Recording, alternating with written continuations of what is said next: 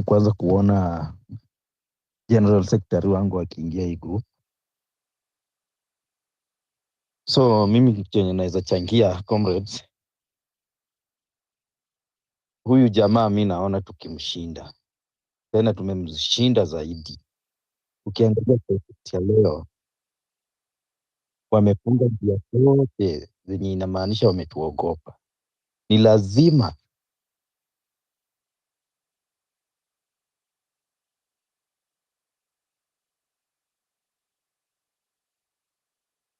ya SHA anasema ulipe mwaka ndio utibiwe. Utatoa wapi 7,000 mara moja ulipe mwaka ndio utibiwe?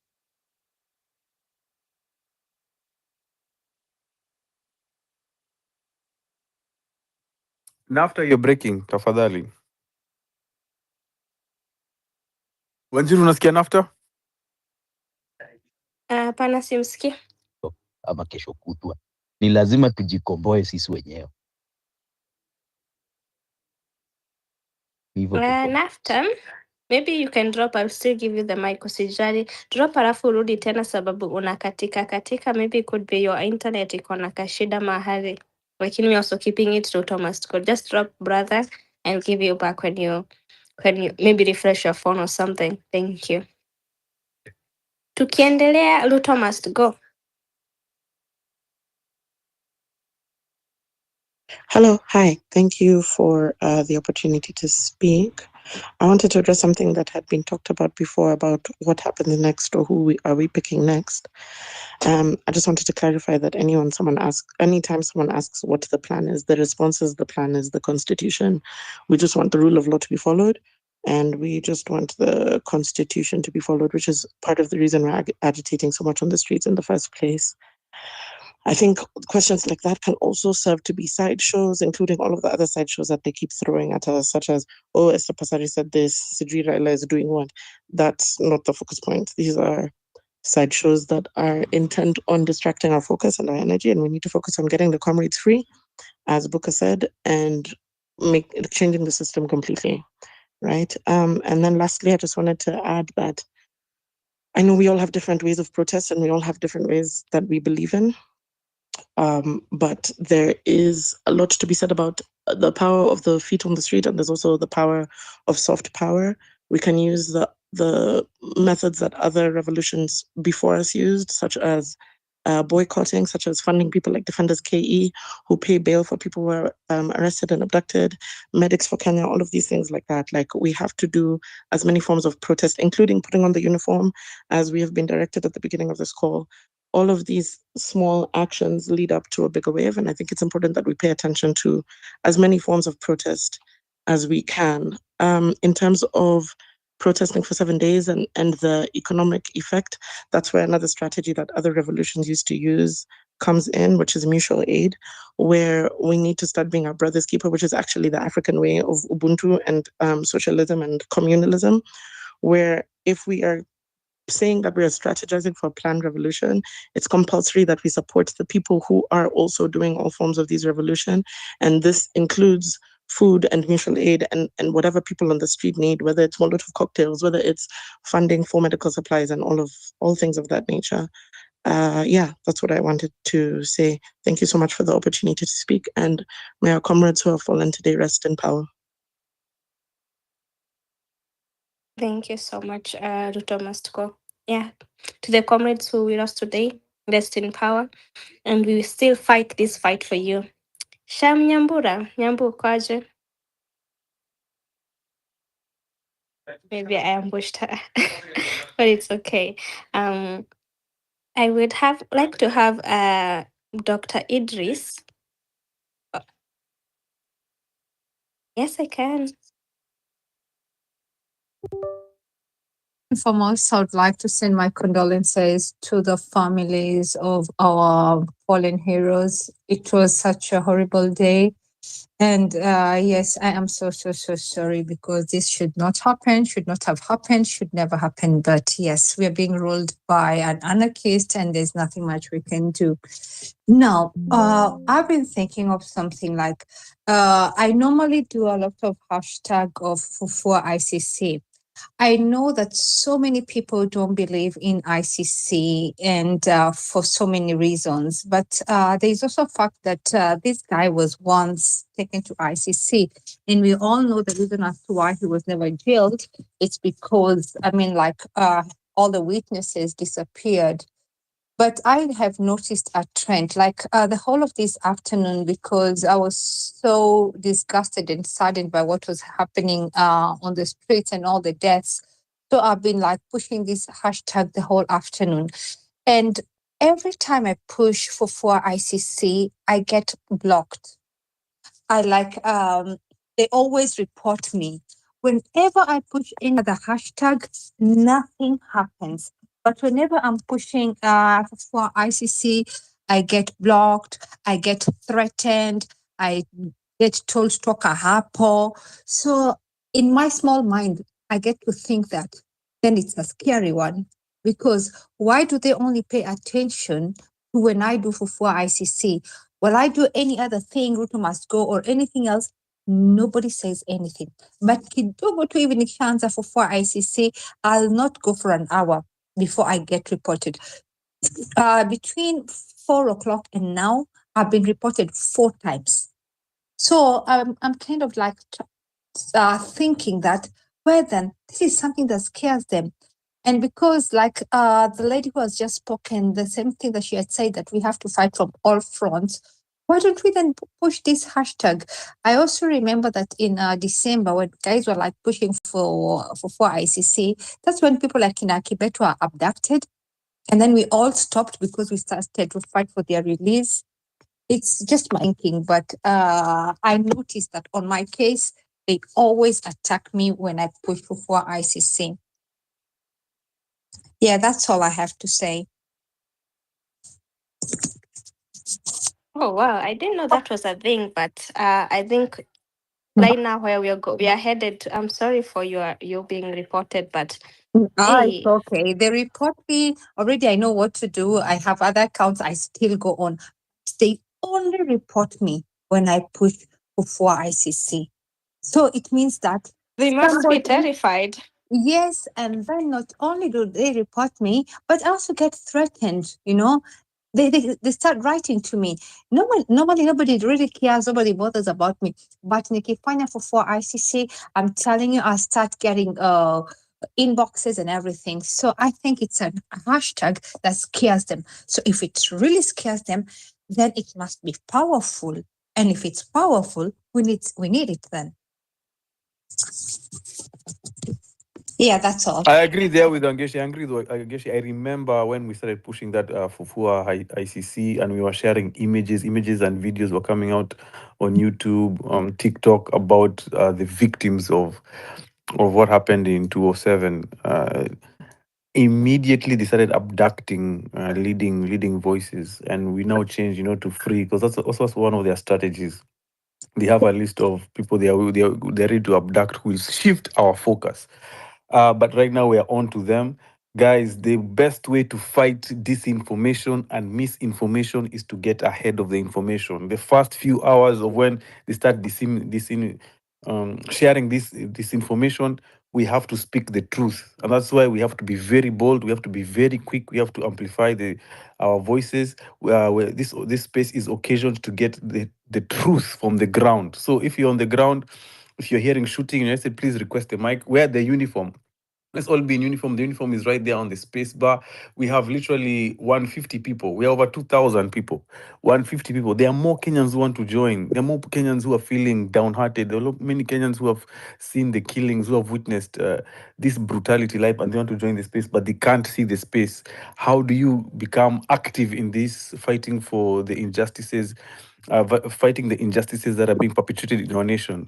Begin by just reposting the space. Let's get many people in here. Let's get this conversation going. And please maintain 2 minutes. I have a lot of requests coming in, guys. Repost the space, engage the space. Let us shout truth from the loudest of our lungs, especially what who are Lakeside are being targeted. They're being told, hey, you guys stay home, stay home. This is a Kikuyu thing. We have to counter that. That will not work with this generation. While Jue, they have already lost. Ruto is losing his grip on power. And we are pushing 7 days of maandamano. Tuesday ni Tuesday. Kesho, they are going to barricade these roads and they cannot sustain. They don't have enough bullets to kill all of us. And we are ready to fight for our country. Kenyans will love our country. The whole world is looking at us. The whole region is looking at us. We cannot give up now. We'll not live on our feet. And if you're confused of why we're on the street, then you don't know. Then I don't know where you've been living. I don't know where you've been living. You cannot be silent during these times, especially when they travel all the way to Homa Bay, bring Ojwang, kill. That will happen to any one of us. Today, we are speaking. That's why we are very loud and we're hitting it directly, because we know if we keep quiet when it's Albert, if we keep quiet when it's Boniface, if we keep quiet when it's Wanjiru, it will be me next. Before they consolidate power, we have to take charge. We have to take charge. Anyway, Wanjiru, you can pass the microphone. Who are you giving the microphone to? Who was next? I'm just actually doing the hands up, so because I know they are ready to speak. So if actually you want to speak next, I would advise you raise your hand up. Nilisema Wanjiru, nimekaa hapa one academic here na sijapatiwa mic. I'm enforcing uniform, guys. Kama una uniform sikupatii mic. Napatia watu wako na uniform mic. Haya, endelea. Na venye mimi sina. Oh, I mean, unless you have the badge. That your badge. Kama uko na badge, I will understand. I will overlook that. Lakini nguo yangu inafanana na uniform yenu. Anyway, I go to Odanga, and then I go to Osongo, and tafadhali itakuwa 2 minutes because the requests are crazy. So Odanga 2 minutes. Ukisikia nimeraise up mkono wangu, unashuka, and then you just summarize the next person. Odanga. Okay, thank you very much, Wanjiru. First of all, tonight or today, as a country, we are devastated. Some of us, we have tears in our eyes, we are sweating, we are angry, we are mad, because every day we are going to the streets. To Ruto, it's a statistic. Around 60 were killed last year. Then during our anniversary, around 25 were killed. And today, we are told they are in tens of numbers. They've been massacred. To Ruto, perhaps that is a pile of meat. Whatever we saw a tactical move whereby some unmarked cars with guys shooting randomly at protesters. Definitely, they are exercising the command that Onesmus Kipchumba's Murkomen command is being followed. They are shooting at innocent people and making sure they can't be traced. And when you stand up to the government, we ask the government, who are they? The government wants to tell us stories. They want to tell us that we can see someone like Osoro is trying to profile the Kikuyu community, to tell us that it is the Kikuyu who are revolting against this regime. We can see a calculated move, and it is so wrong. I ask myself, how does Kindiki sit in such a cabinet where his community is being profiled? Well, for us, it doesn't matter whether it's a Kikuyu or Kalenjin who has been killed. There is a Kenyan, and we are asking for accountability. It was last week was some 2 weeks was Albert Ojwang. He was not a Kikuyu. He was shot. I mean, he was killed in cold blood, so that the Ruto's regime can continue. We will not scamper with fear. We'll stand up with them.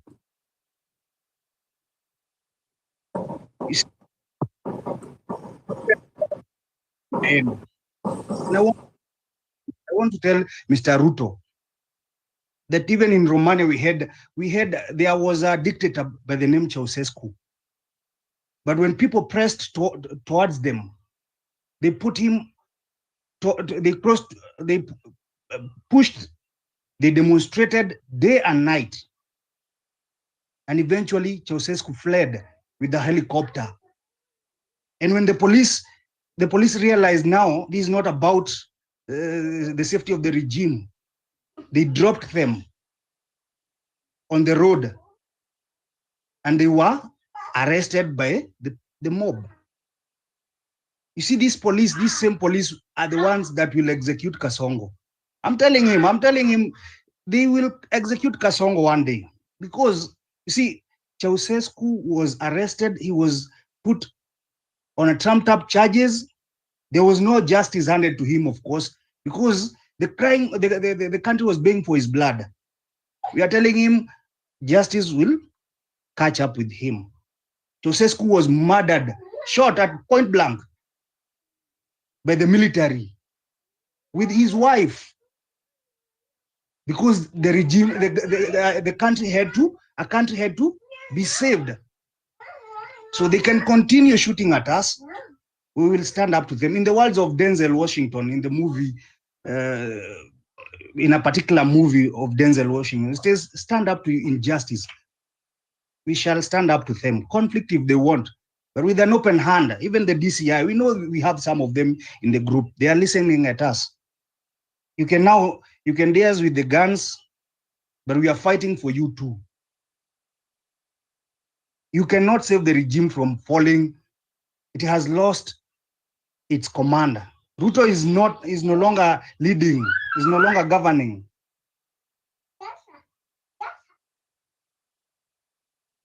He's no longer in power. So we will stand up to this regime, conflict if they want, but with an open hand to tell them that we can build a nation worth living for us all. I want to suggest something as I conclude. Clearly, they're trying to profile the young people. I would suggest that it's time we march up. We allow even our older generation to join us. It's time we allow even other like-minded people from across the political divide to now stand up to this regime. We cannot continue saying we don't want these politicians anymore. We want their help, because at this point, the country is at crisis. We need to evaluate that choice that we made and ask ourselves, are we in this for us all? So if we should entertain every like-minded Kenyan that want to demonstrate alongside us, be it Shagwa, be it whoever, be it Raila, let them come now.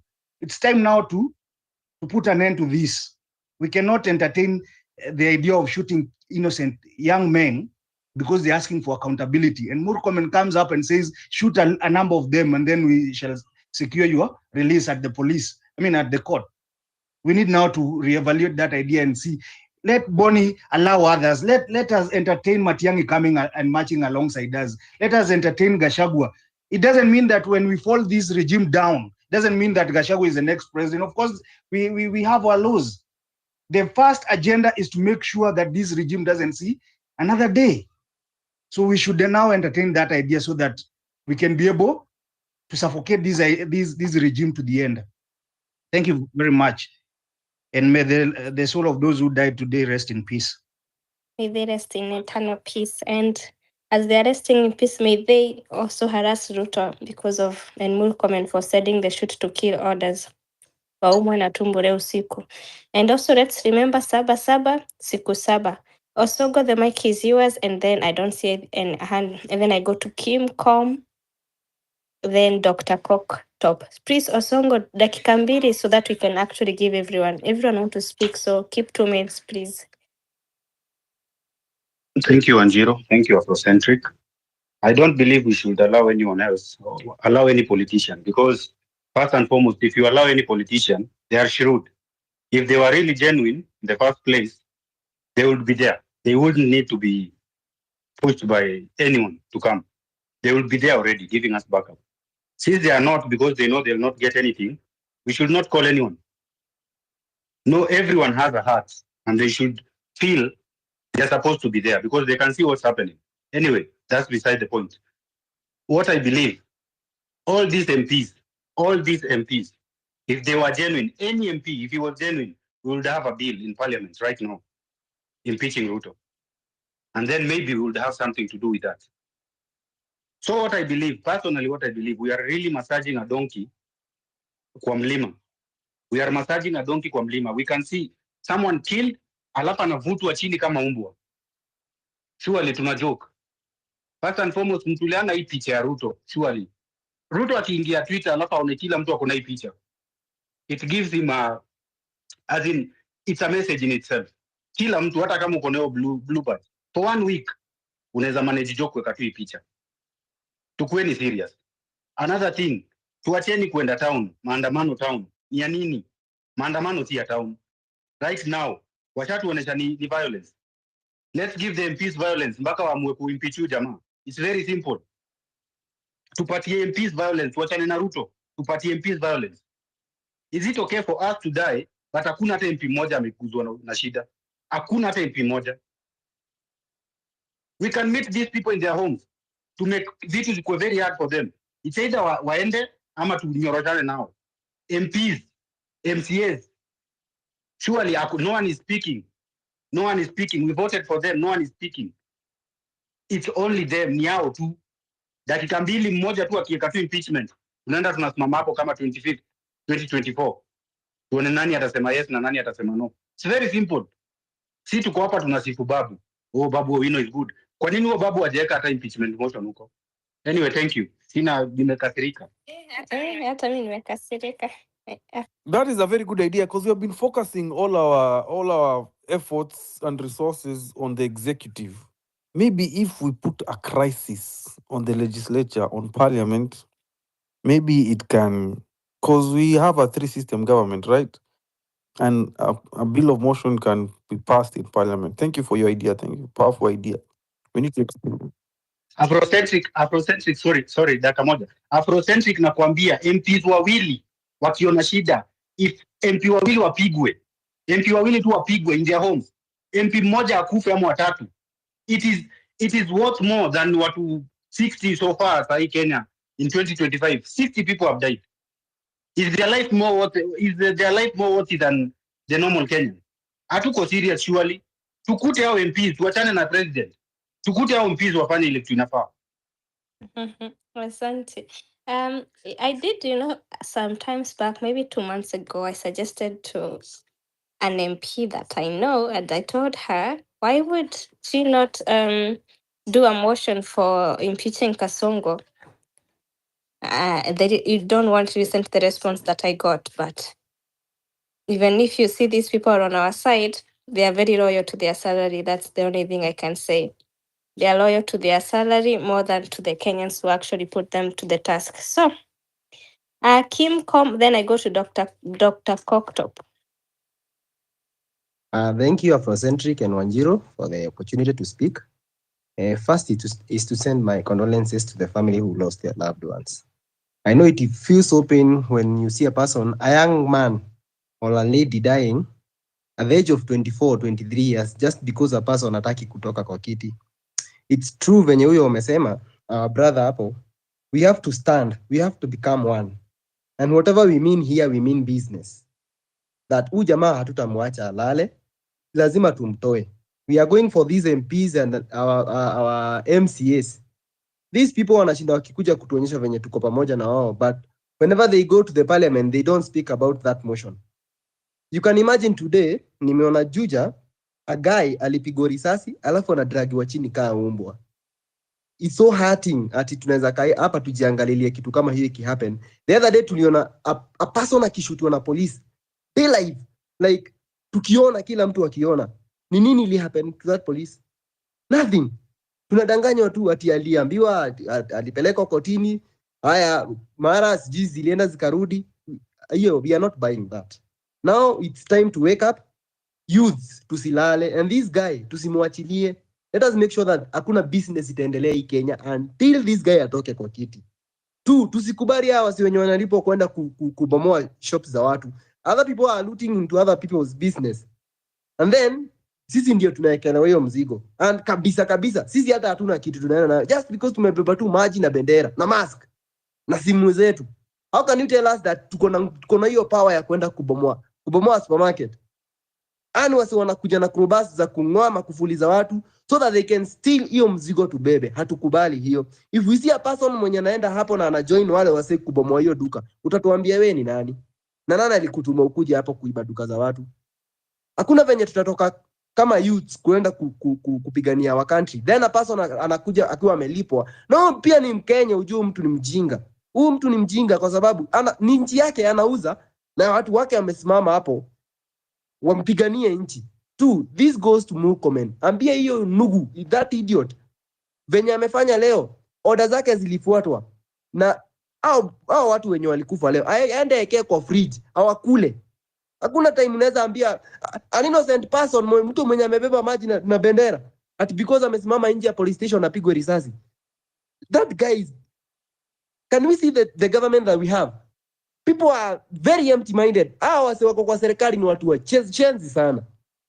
Hatuwezi kubali kukana those kind of leaders when we know that we can stop them. Remember 2024 tulitokea na venye tulienda.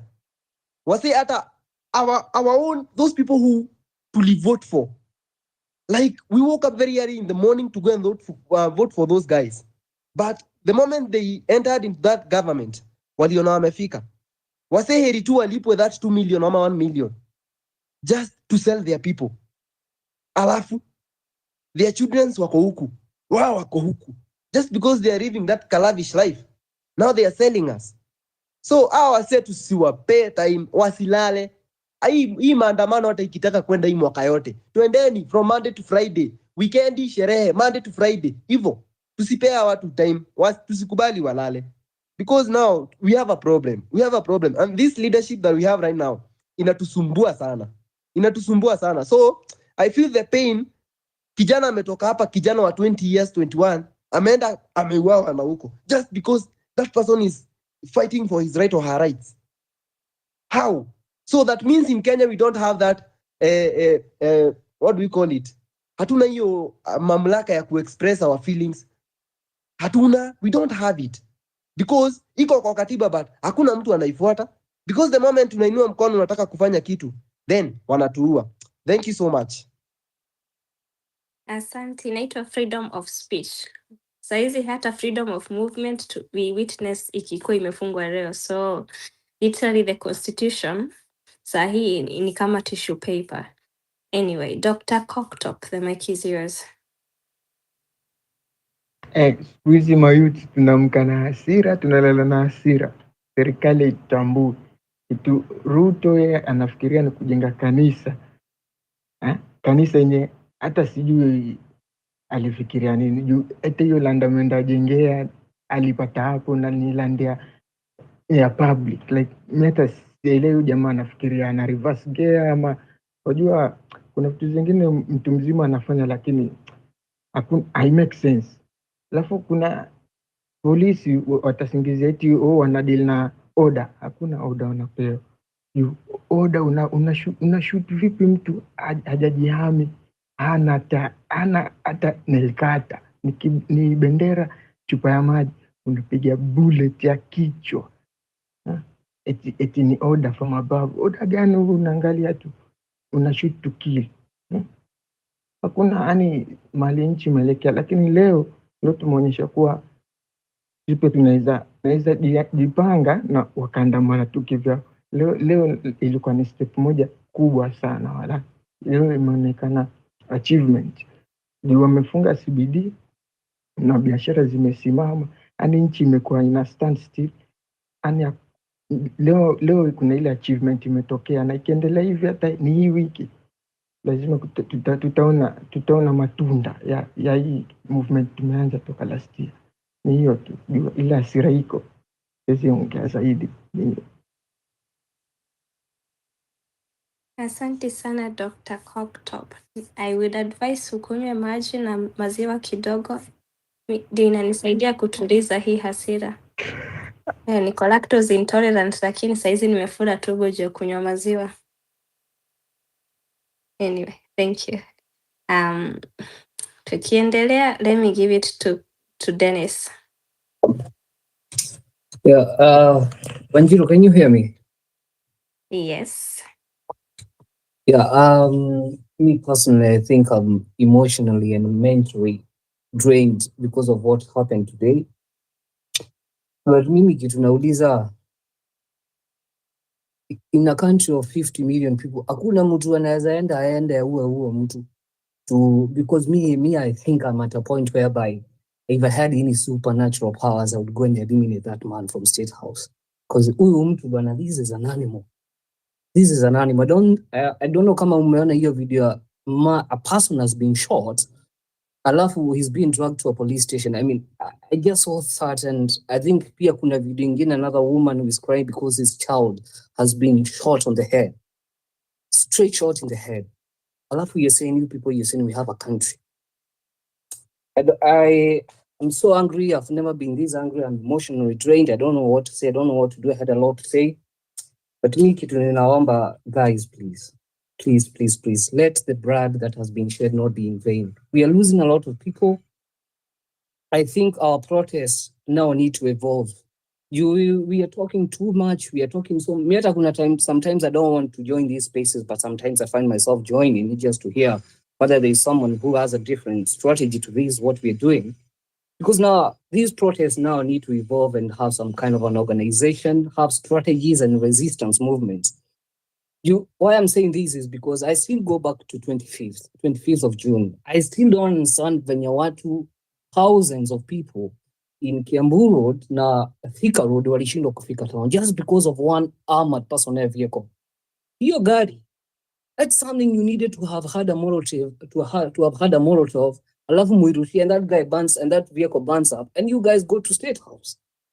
So there's a lady who said about, I think he has 100 of people. I wish that lady could reach out to me, because I would be happy to help him in what she wants to do. Because that's the way now. Our Parisi, and I said this in the last space, these are terrorists. Kenya police are terrorists. And those are the people who are between us and what we need to achieve. Because his story, please remember, this is not just Ruto alone. This is a systemic failure in this country. 2027. The cost of 2027 will be more severe than what we have to sacrifice right now. Na tena pia 2027 can be weaponized to be about tribe against tribe. Na pia mimi, in my own thinking, in my own wisdom, I don't see how this person can get out of the ballot through the signs. I don't want to ignore any more signs about Ruto. Me personally nilimvotia, I ignore the signs. I cannot ignore the signs twice unless I'm mad. Please, guys, let's rise up. Huyu mtu bana, hata kama I don't know whether for me I would say that we need to re-strategize now. Tujue sasa kama ni siku, it's 1 week from now. We have our strategies. Everybody, Wanjiru, Afrocentric, Sonko, we need to come together as a nation. Mujue kama ni these big followers, tukue na one space kindly. Let's put our differences aside, tuseme sasa now this is a way forward. Tukishindwa kwenda State House, tulale CBD. Tukilala CBD, it's for 4 straight days. Na tukue na mpango how food needs to come to CBD. There is no way hata unleash those DCI goons. Unleash, they cannot come to kill thousands of people in CBD. Na CBD ikivulika hapo siku 1, 2, and 3, all other counties will shut down. And from that we have a victory. So we can reduce the number of people who are afraid not to go to the streets. Or sorry, we can increase the number of people who want to go to the streets. Ndio tukishindwa maybe in state of watu hii narrative ya sijui watu walifika pale sasa, sijui miguu kulikuwa na mapepo, sijui wakashindwa kuvuka. That was just fear, I believe. So if we cannot go to states, can we camp in CBD for 4 or 5 straight days? And this man will have to fall down. So that is my thinking. Juu mambo ya kwenda tena kesho, I believe, hata mimi naona kesho. Yes, I believe we need to have protest, but I know people will still not turn out. Because it's so much draining. We need to come up with something comprehensive. Tukishindwa hili kama ni State House, do we camp in CBD? Do we go to their houses? There's somebody who said about going to these members of parliament houses. Let's go and occupy their homes. When tumefika, let's kind of put some morality aside. I'm not saying that we're going to anarchy, but I'm saying that we need to be prepared to defend ourselves against the police. Polisi akianza kukutupia hapo tear gas ama shooting at you, fight back. Send those Molotovs. Burn those vehicles. Kama ni magari wacha zichomwe, tutanunua zingine. Let them run away. We have to this time, so that the people who have died, they cannot be in vain. We don't want more bloodshed. Kindly, me personally, venye nimeona leo, I've been so drained. I just want to rest after this. But I would ask you kindly, let's come together. Can we have a major space, all of us, mujipange though, everybody, so that we can strategize now on the way forward, that tuseme kama ni next month, it's for 5 straight days, and everybody is mentally prepared. We have done our strategies. Obviously, kuna watu watakuwa abducted in the process, but they cannot abduct everybody. And then we will finalize these once and for all, because we can't be doing these every week. And some other countries like Sri Lanka na wale wengine walimaliza vitu yao, and the country is going forward. That's what we need kindly. So thank you, Wanjiru, for the mic. Thank you, Afrocentric. Thank you, Sonko. And have a good night. Thank you as well, Dennis. Singapore ama Sri Lanka hawakupata uhuru kwa siku moja. They slept and stayed in the streets for days. And our Bangladesh also running lessons from them last year. Waliamua wanaingia hiyo press na wakaingia. So guys, siku ni 7, leo ni tarehe 7/7 na tunasema siku 7 for Saba Saba. So 7 days of rage has to be initiated. Today we witnessed economic lockdown, which was tumekuwa tukisema we should do economic lockdown, ni nini tufunge barabara, wametufungia barabara wao wenyewe. So that's actually a good thing that happened today. Anyway, let me give it to Bon I. Amekuwa hapa for a minute. Take over then from Bon I. Thank you. Karomo, be ready. Thank you so much. Yeah, actually, we won.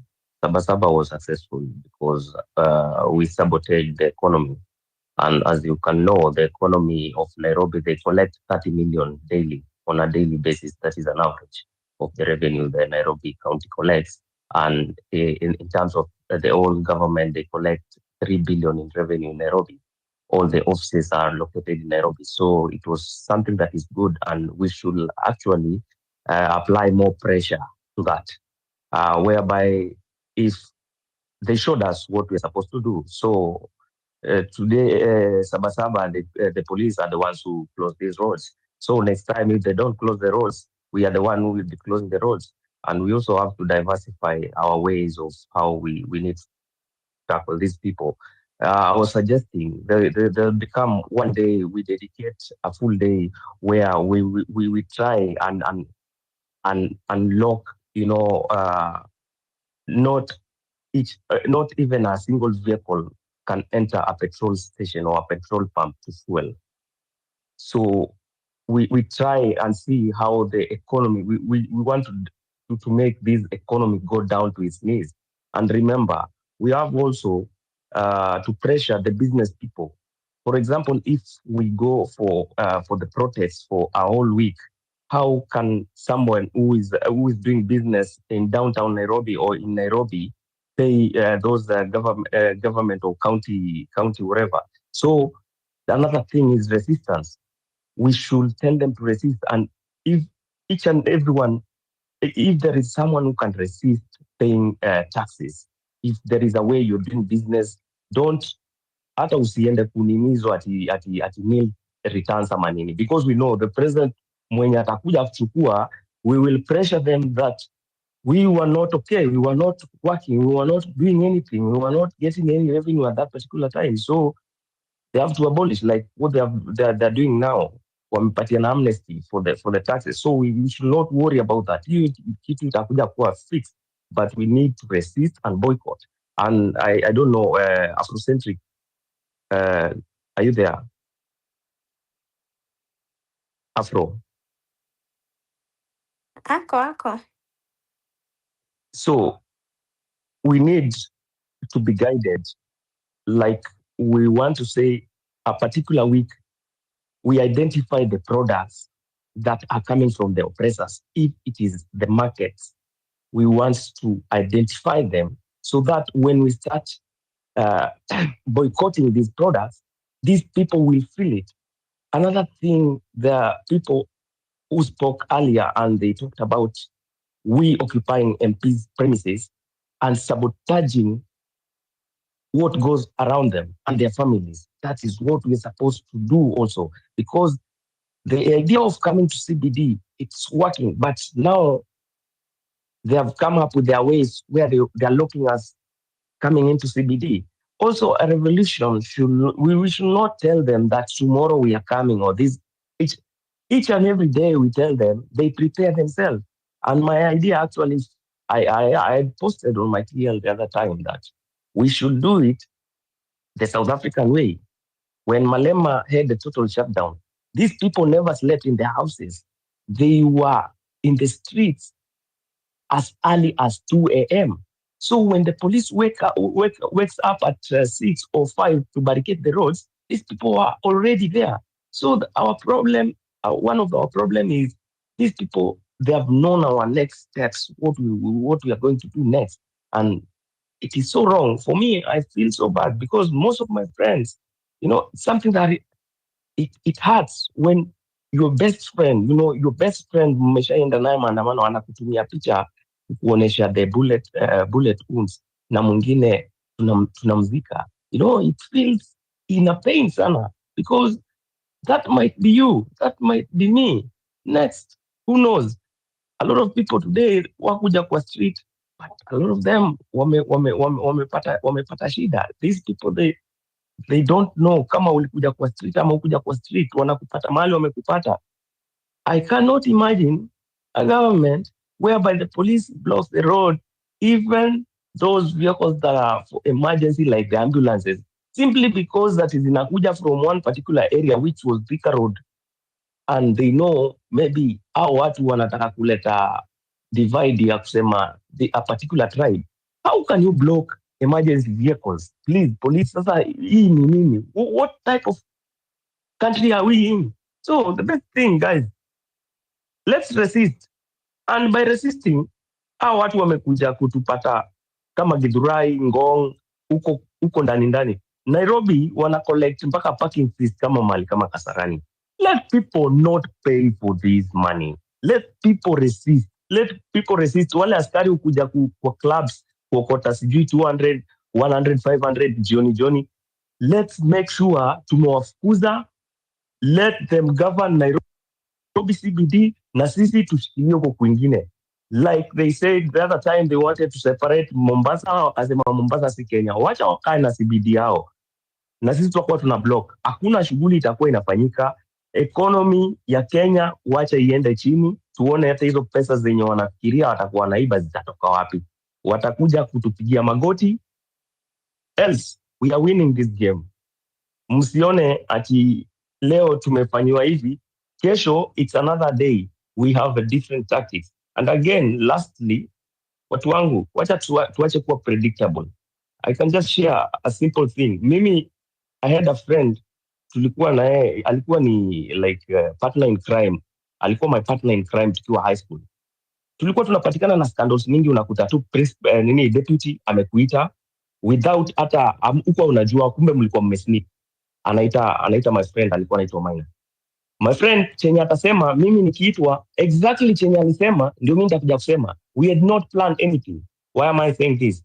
Watu wangu, tusingoje tu kuambiwa na afro ama KOT ama nani what we supposed to do. Like today mliona KOT akienda tao. Alikuwa na try kuambia, okay, mimi nimeenda nimepita hivi na ninafanya hivi. So guys, KOT hakuwa asimame hapo ati awaambie pitieni hapa ama hapa. Because the moment anawaambia pitieni hapa ama hapa, kuna watu pia wako kwa timeline yake wanajua, wanaenda wanacover up hapo. So wacha tu kitu kuogani.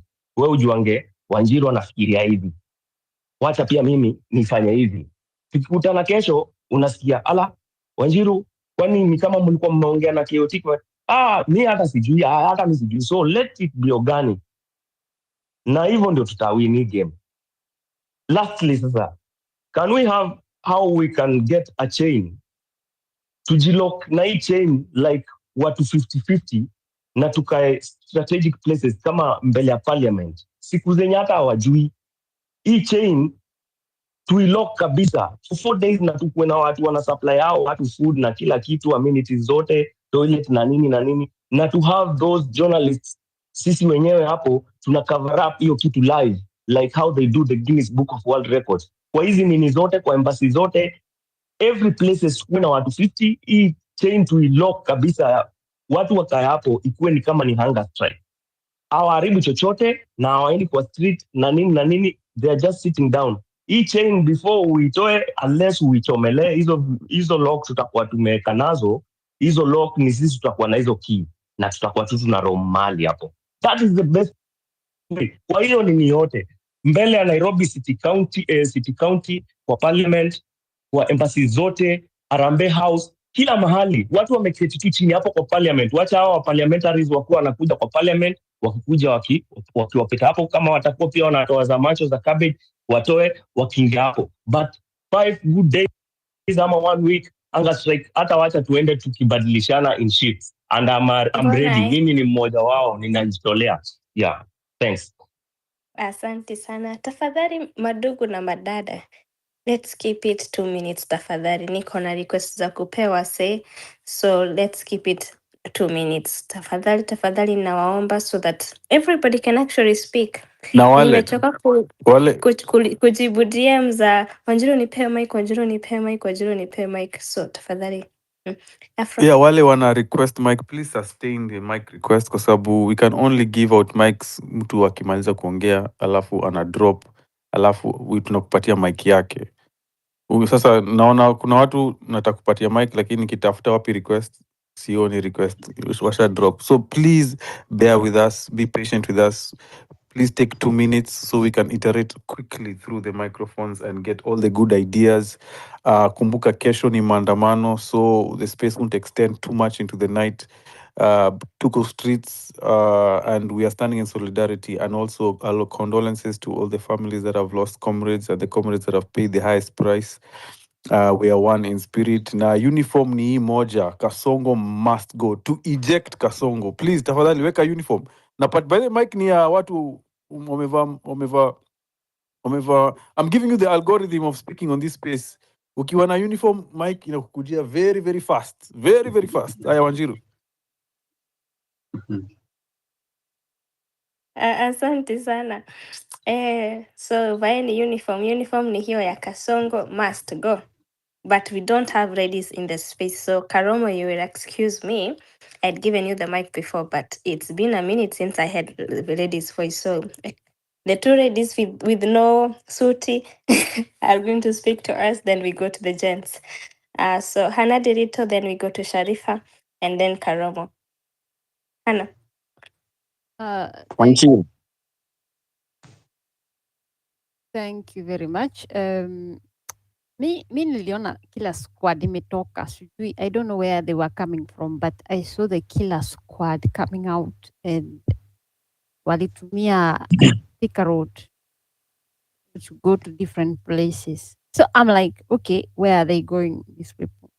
And they were going to Ngong and Kiseria and all that. My suggestion is one, when we are going, for example, every time there is the end of Maandamano, these people are sent to make chaos. Last time it was Githurai, and then it was in another area. And this time, this area specific, unaona vile wamefyetua kabisa.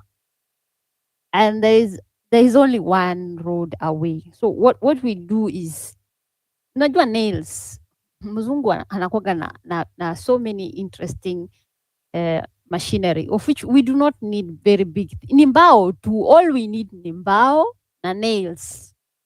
Muchape mbao, nails ndani, toke on one side. Then we put it in the main road, ile road yenye unajua inaingililia barabara ya Ngong ya Kiseria. That way tunajua this killer group, they are coming, wanakuja kufyetua, but magari zao hazirudi kwao na warudi na magari zao. Because huwezi niambia the whole miguu za gari 4-5 zikiharibika, they will still stay there knowing very well ati wamefyetua vile wamefyetua. So what we do ni ikifika jioni ama ikifika hiyo time tunajua wamereleasiwa na they are going to a specific area, hizo mbao mziweke on the right position on the road. Yeah, we only need mbao na nails, not much. Na mziweke in a strategic way whereby they can't see it. So that's the only way ya kumalizana na hii kila squad. Iwe ni big lorries coming in kutoka kwa ni au NYS ama ikuwe ni polisi hawa na hii mariamu zao, we do not care whatever hiyo ni kufunga tunafunga, because hawatafyetua the whole night and then watarudi nyumbani tutazipata itabidi wahepe because wanajua things are not going to be good if they are found there without the munition and the right things. That is my suggestion because we have only 2 minutes. But I've seen within the groups, these small groups which we are in, kuna moja ilikuwa imeinfiltratiwa na kuna watu wanakuja huko ndani kuongea juu ya ati Kenyans are the ones who are stealing. Tunagonga gongo na hizi maneno. You ask the person ati did you see a Kenyan steal? Yes. Did you take video? They do not even have a video. They do not have a photo, but wanakuja kusema kusingizia ni wa Kenya. Ati we just make it make sense. A goon anaingia anaiba anavunja a supermarket mlango, and then at Kenyans they come and steal. Make it make sense. It don't make sense. Na ukiangalia unaona mpaka the same there are other goons wenye wametumwa mpaka kwa hospitali, there are other goons wenye wametumwa kwa manyumba za residential areas, and mtu anakuja in his right mind anakuja kuambia Wakenya ati Wakenya wanaimba. We have to be very careful and we have to get these people out from the spaces as soon as possible, kwa sababu hao ni watu wametumwa kukuja kutusumbua na kufanya to feel guilty and using reverse psychology against us. So we know what is right. It's the government which is not following the constitution. It is not us, it is the government. So if they want us to negotiate, kwanza wasalimiane wao. Si baba yuko kwanza in the government na amesign MOU. Sasa ni nini tena anakuja kutuambia ati anataka tunamjoin aje na yeye ndio ako kwa government for heaven's sake. Sasa kama amesign MOU, kaa chini na huyo mzee muongee, mwambie hii MOU tulikuwa tumeagree, can we do this, then we are going to invite these other people pole once they see there is something happening. But he cannot just come and kutuambia how he feels, how he wants to, he couldn't come. Vitu za ujinga. Kenya yetu akikuwa na mashida na si mashida zetu, ni mashida za hao watu wakubwa, na sisi ndio tunaambiwa tuzitatue. Other people are saying that we have to invite these other politicians. What is making them not to come and join? Why should we be the ones to join them? This is the question that every sincere human being has to ask themselves. If they feel like right now it is so hot, either they vacate the kitchen, ama kama sivyo watengeneze pan, washikililie pan vizuri na watengeneze omelette. If they cannot, let them leave. That is the only minimum bearing that we have. Hakuna kitu kingine. I'm sorry to overwork myself. Sorry, Paul. Anyway, good night and thank you very much. And pole sana kwa all the families that have lost their lives. Seriously, it is not normal. It shouldn't have happened. It must not happen again. And we are not going to give up to make sure that this police brutality thing, hata your police force, itolewe kabisa. Thank you very much. Asante sana Hannah. Thank you for the tips zenye umetupatia za how to keep safe. Nimeshtuka. Sharifa, the mic is yours. Sharifa, mama mimi ni Mkikuyu. Janet. Okay, Janet KE seems she's not ready to speak. Now we can go to the gents if we don't have any other ready. So we can go to Karomo, Narasji, Naruto. Yeah, thank you, Wanjiru. Thank you very much. And you know, there is a moment in your life where you get to admit the truth. There is a time you can keep denying the truth about yourself, but one time it hits you suddenly, and you have to admit and accept, this is who I am. And I just want to say that we are the proverbial mouse that volunteered to put the bell around the cat's neck. And that story is normally incomplete because we do not know what happened to that mouse after it did what it did. But here we are. Do we go forward? Do we relent? I do not think we should relent. We should go forward. I want to caution everyone in this movement, especially in the aggravation for good governance, that those things you are hearing them talking, hii mambo ya ati we should call for dialogue, we should sit down and talk. Normally, when an oppressor knows that they are in control of using certain proper channels in quotes, they will try to force you or try to coerce you into using those channels, because definitely they will control you. Definitely they will win without you knowing. I do not think mambo ya dialogue is on the table here, because when these guys were sworn in office, when they took the constitution and lifted that sword, they assured us that they are qualified to lead this country. But now what we are seeing, we are finding that they were not qualified. Actually, they were hooligans. They were the culprits in everything. Their footprints are in every corruption, every injustice in this country. So dialogue at this moment, I don't know what we are talking about. Everybody, if they can, anybody can read the constitution, and that's where the dialogue is. They are talking about waiting for 2027, that we should register and vote. But you remember, the other day we woke up to see our names missing from the IEBC register. We saw people being blocked from entering Nairobi, ama from coming back to Nairobi kule from Diani Summertide event. That is exactly what will happen during the elections, if they will come. You see, there are so many variables that zinahatarisha any of the future that these guys are recommending to us. So I do not think we should follow any advice, any correction that they are giving us, because at the moment we are setting precedent. We are setting a constitution, ama a writing that is not really written, that our children will follow, and their children after those children. We are setting this country straight, and there is no other moment that we can do this unless it is now. Kama si sasa, ni sasa hivi. I do not think there is any other moment in Kenya that will come that we will be able to set things straight. If we lose it this time round, it is gone and gone forever. But I know we will not lose it. I hear you talking about Saba. Saba means 7 days. I propose 14 days. I even propose the rest of the year, because after all, it's better to suffer for several months and enjoy for the rest of your life. Because right now you will go back home, maybe probably ati tumechoka ama kitu kama hiyo. We will suffer for the rest of our lives. What is several months? Why can't we sustain this thing every day? What is the worst that can happen? I know many of you here have been jobless before. Even if you have jobs now, you've been jobless before. And others who are jobless, you've had jobs before. What is the worst that happened? So we can sustain this thing for the rest of the year. Mimi, I'm volunteering to do that.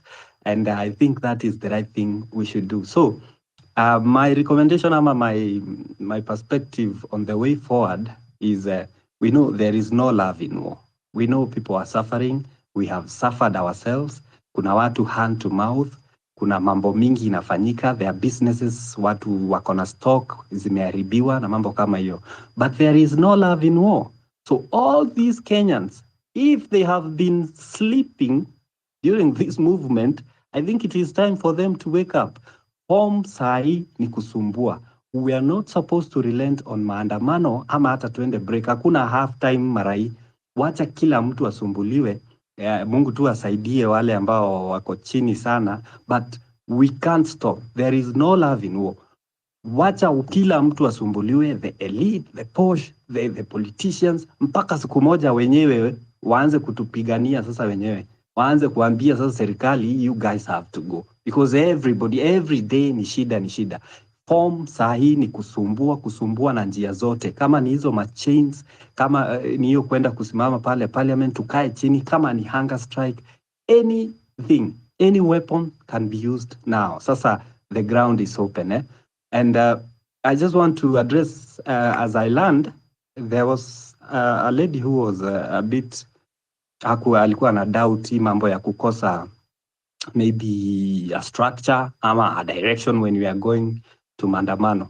I just want to tell her politely that this lack of direction that everybody is trying to tell us, you should have leaders, you should have what? That is what they know. That is their chess game. But we are playing chess with them on our chessboard.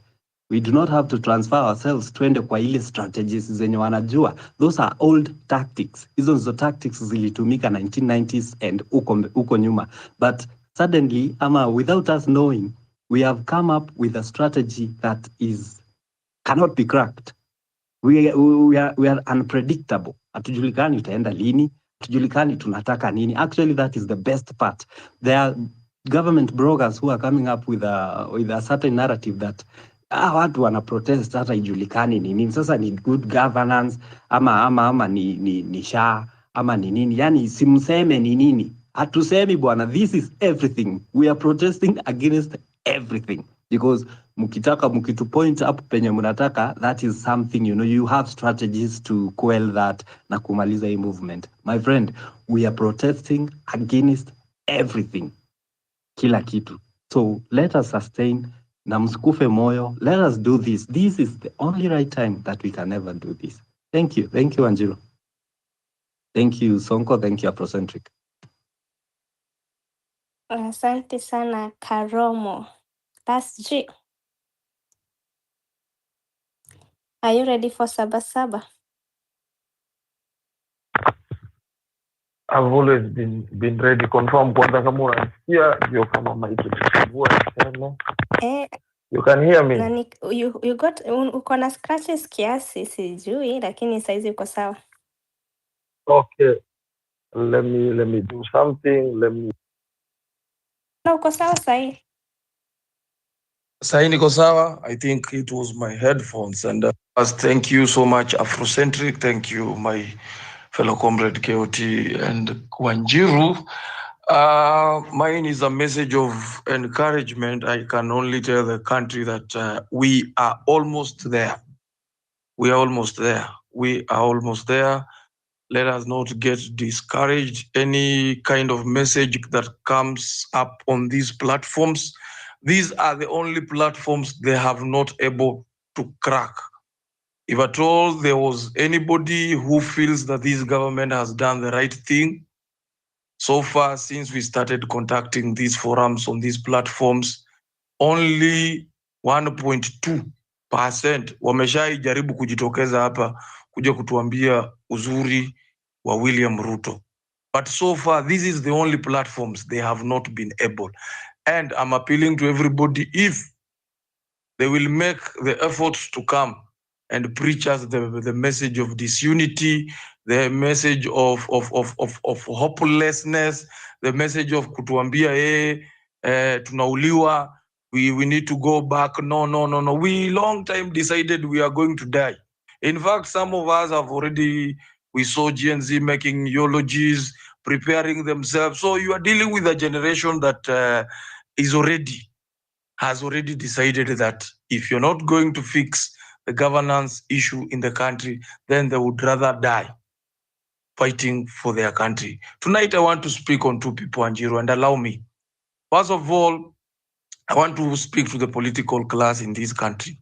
As the country goes down, as the country goes to a level that you have been tasked before to rectify the ills and everything that this regime has done, and you have failed because you had been given the responsibility of oversight, representation, and making good laws for the country. But that one, kwa sababu mmeshindwa, the doors, these chaos will finally land at your doorsteps.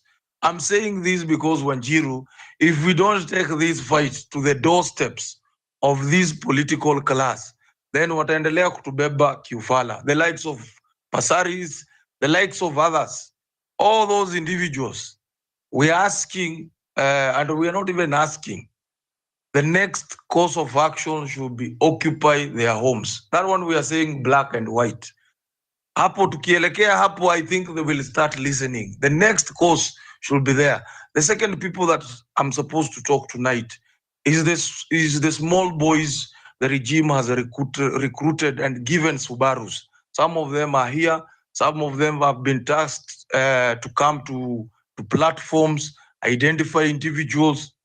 You can only ride on those Subarus for some time now. And William Ruto will give you tokens. I'm aware, we all know your salaries. We are aware that this system has set money aside for particular individual, for particular set of police, so that they can terrorize Kenyans. We have seen clips where they are even hooded, they are wearing a mask, they have a chain of command, they know whom to report to, and they are taking instruction from a particular person. I want to remind these young people of Kenya and Kenyans in general here. Some of you know these people. You know the officers that are working in those Subarus. Kindly help us identify them. Wamulike, let all Kenyans know. Because at some point in this nation, the sun will set. And when the dust settles, those are the people that the people of Kenya should go for. Those are the people. Hatuwezi allow inchi eti sasa umepata pesa, unalipa vijana fulani hapa na hapa. The same message should go to the goons. These goons, they have mothers. They are the sons to people. Kindly, these goons, to the young people, don't be used by political class. And to the political class, I'm talking to the people who went to Serena today to issue some statement. We need some kind of dialogue. We cannot be having dialogue in this nation year after year after year after year. No. The only dialogue that the country needs is the memoranda that we gave William Ruto last year on June. He has deliberately refused to enact on it. He has deliberately refused to honor it. And he will not use a leader whom has no control in Kenya. He does not speak for us anymore to come and distract us. So what we are simply saying, Nahana ameguzia hiyo kitu.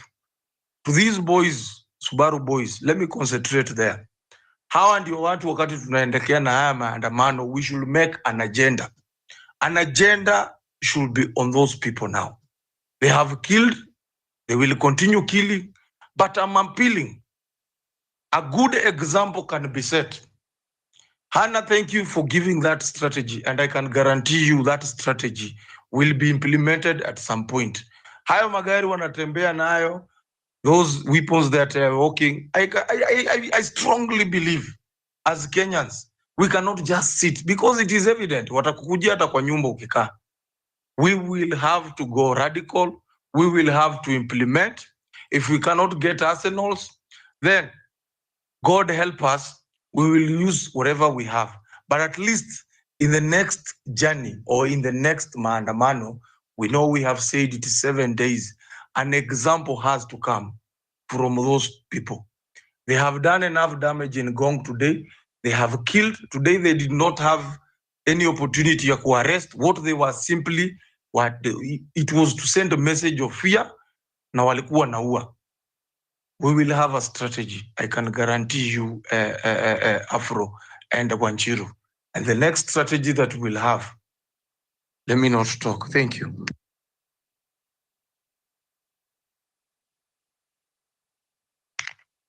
Asante sana Rasji. Na tunashukuru kwa the comments. Mambo imekuwa mengi, but we don't have a lady yet. Hey, Rabia. Na nasikia General China amekuwa hospitali, so General China pia you come and tell us ukoaje, hali yako ikoaje, and how are you coping with kizungu imeisha. So Rabia, if you're ready, the mic is yours. Shukran sana Wanjiku. I hope you can hear me. Yes. Shukran sana na shukran pia Afro kwa hii space. Kwa kweli hizi spaces huwa ni sehemu muhimu sana kwa watu kutoa donge lao na pia maoni yao na pia kujaribu kueneza ile information ile tuko nayo. Kwangu sina mengi manake leo ni siku ya huzuni sana. Manake nimeona videos kwenye mitandao, watu wanajeruhiwa, wanaumizwa.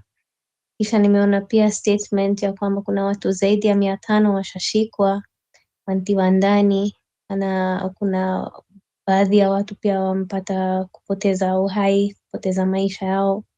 Na hali kama hii, kusema ile ukweli, hatujawahi ona. Mimi mwenyewe kibinafsi sijawahi ona maisha yangu, yani kama nchi yote yatetemeka.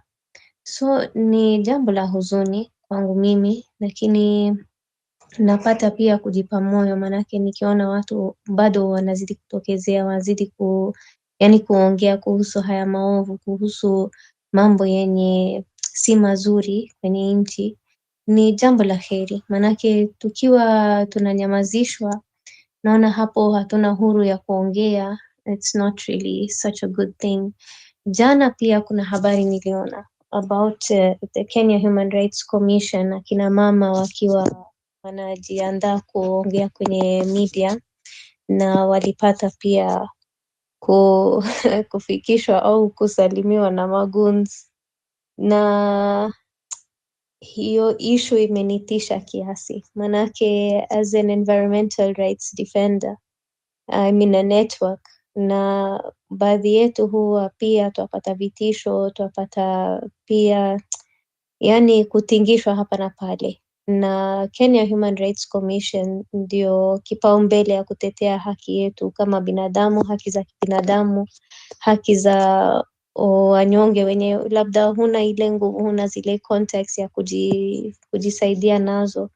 And so when you find an institution like the Kenya Human Rights Commission being attacked in broad daylight, like, you know, not only was that scary for them, but it was scary for all human and environmental rights defenders across Kenya who really depend on institutions like the Kenya Human Rights Commission. It's like ni kama kutuma ujumbe, you know, it's like sending a message. Na I think people just need to read the room. Wakati ya hizi vitisho ni kama yameisha tayari, manake as we say, the fear is gone. Unajua saa hii watu wangapi leo wameongea? Nimekuwa kwa hii space tangu I think saa 3 ya leo jioni, na kila baada ya mtu mmoja watu wawili wakikuja kuongea kwenye hii space, na si hii space peke yake, kuna space nyingi bado yaendelea, na watu wakija kwenye space ile kitu tu twasikia ni we are ready to lose our lives for this country. And you know, tumefika hapo. I can tell you, I've been in the space of environmental rights defense for a long time, and many times ikiwa labda una narrate hizo vitu yenye labda umepitia, mitihani umepitia, vitisho umewaisikia, umewapata, you know, some of those incidents, especially for sisi kama wanawake, si madogo. And you find many people asking like, you know, aren't you scared? Aren't you scared? And the answer that I give is the cause is bigger than me. And I feel that so many Kenyans now across the country, wacha hata Nairobi, wacha hata Mombasa, Pwani, yani kila mahali kote, Wakenya ni kama hata si ile kuchoka. It's the cause is bigger than any individual. The cause is bigger than yourself. It's bigger than any individual. That's why people are ready, hata kama ni, you know, kupoteza uhai, watu wako tayari. And I think that there's a lot of power in that. There's a lot of strength in that. There's a lot of courage in that. But it also comes with a lot of obligations. Wajua leo nimeona hizi videos kwenye mitandao, akina mama walia kweli, manake washapoteza hata watoto wao. And I really wonder, wajua mtu akisema yeye ni mtu wa kanisa, kuna heshima fulani anabeba kwa mabega yake. A man of God, a man of the church, a church-going man, a God-fearing man. Ukisikiza maneno kama hizi, huyo mtu yani kuna heshima fulani huwa anafaa kubeba kwa mabega yake. But you really wonder, ikiwa hali iko hivi kwenye nchi yako, yatokota kila mahali, akina mama wanlia, washapoteza watoto yao, wengine hata hawajui hali ya watoto yao, watoto wako hai, hawako hai, wako salama, hawana usalama. You know, this kind of thing, it's such a dark, it brings like a dark shadow over the country. And yeah, I think those are my observations for now. I think there's a lot of power when you find a purpose and you find a cause that's really bigger than you. Again, it comes with a lot of courage. It comes with a lot of responsibility as well. But yangu kila mtu tuwe, yani we be, as we saying, be your brother's keeper. And I think earlier today I was also having a conversation on another group, and I said that unajua hata kama ni polisi au mtu ya serikali, hakuna mtu atakosa raia kwa familia yake.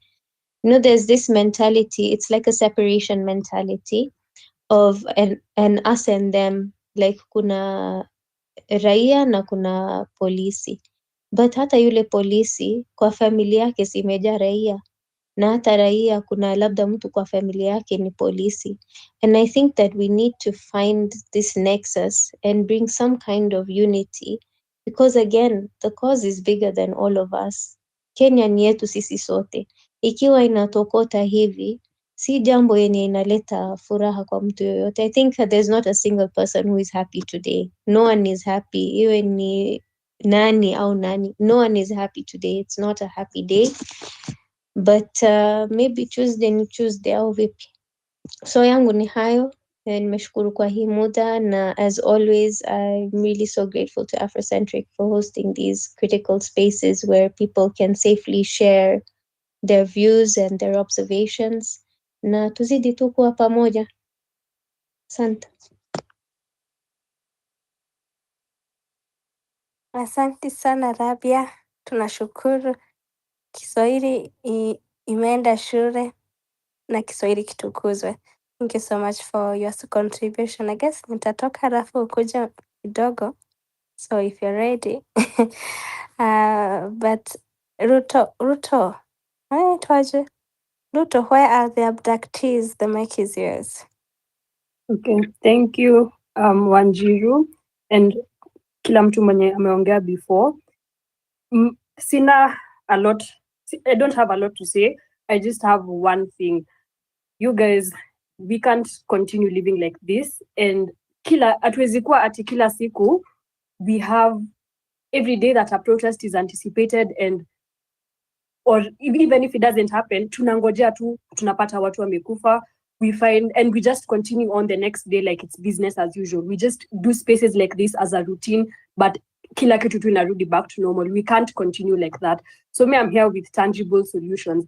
And the first one is, guys, kama uko kwa hii space, I know the hosts are saying it as a suggestion, but truly, shame on you if a small act like showing solidarity by just changing your profile picture is too big for you after everything tumeona leo. Shame on you if that's too much to ask from you. So that's the first thing. If you truly, like kama sahi, tuko hapa tu tunaongea, we are saying all these things, but even something as small as changing your profile picture is too much to ask, then shame on you, na atutaki business yako. Guys, for the next 24 hours, this should be the biggest agenda in Kenya. We already, mimi nilikuwa streets 25th, and I was robbed by those goons. And I can tell you for sure, it does not matter how many people we are in those streets, if these people have, tunaweza kuwa 1 million, na wakwe to 1,000. But those 1,000, if they have guns, if they have weapons, there's nothing we can do. And that was the reality on 25th. Dealing with those goons it really opens your eyes to anyway what we are dealing with. I know people are seeing it on the timeline right now. Wanaona tu, wanasema tu, oh, this is so sad. Oh, sijui nini. But until umedeal na hao watu, you won't be taking things like, oh, yani, me, I'm just wondering, like, this is not business as usual, guys. And we need to demonstrate that. So this is my suggestion. For the next 24 hours, this is the biggest agenda in the country. Kila mtu, nataka tekwe breaking news internationally. Like, I don't even know why people are mentioning it as a suggestion. Ati, oh, please change your profile picture. Guys, let's kila mtu in Kenya, unless you are a goon or unless you are supporting Ruto, change your profile picture in the next 24 hours. And not just that, we have to push everyone else around us. Like every Kenyan has to change their profile picture. We need to do digital protests because they have refused for us to be in the streets. It is impossible. Wamekatiel freedom of movement, wamekatiel freedom of speech, wamekatiel hata ilikuwa gani Butere girls kufanya play. They have surveilled everything, wamesensor kila kitu, and they've wamechanged, like we can't do anything. So right now, the simplest thing we can literally do, and this will even inspire the international community to come and join us, in terms of like, because it's just changing a profile picture, you guys. Like by the time namaliza kuongea, it's me. I'm just wondering. Tomorrow, not even tomorrow, today, tonight, pressure all your Instagram influencers, TikTok influencers, Twitter influencers, ata WhatsApp. This should be the next biggest thing that's happening in the country. Kila mtu a change profile picture yake to this, unless you are in support of this government, or unless you're in support of Ruto, or unless you're a goon, or unless you are a beneficiary of this system and you refuse to join the rest of us, then you have no reason not to change your profile picture. So that, like, that's all I have to say, you guys. Like that's you are just stuck kuongea sijui juu ya watu kama hauchange profile picture yako, we tumejua by the next 24 hours tunakucancel. If you see a picture, a tweet from someone who's not by the hata LinkedIn wafikiwe kila mtu. This is the biggest agenda right now, like all eyes on Kenya, and this is the one way we'll do it. Ukiona mtu hata ametweet na hata kama amesema sense aje na hana hii profile picture, usimfollow, usilike, usi engage, we hata unaweza muibia hiyo tweet we mwenyewe. Just don't engage. Like right now, kila mtu who identifies with the movement has to do it loudly and boldly. Hakuna cha in between. I've just seen Savara right now on the timeline being cooked juu ya kutuma pasi juu ma heartbreak emojis. But like, kama hausemi Ruto must go, wezi kuja tu hapa to try and fence it and just like virtue signaling. Ati unaonyesha people you're with them, but huwezi sema what it is you want to say. Hakuna. Sai, guys, next 24 hours, in fact, by 9 a.m., the whole country should have this profile picture. WhatsApp, kila mahali, please. That's all. Hey, okay. Shukran. Guys, I hope umesikia. So, guys, first of all, I want to thank you for joining us tonight. Yeah, it's not easy bana kwenda kuprotest alafu pia kuja kuspend time here analyzing what really happened on the streets.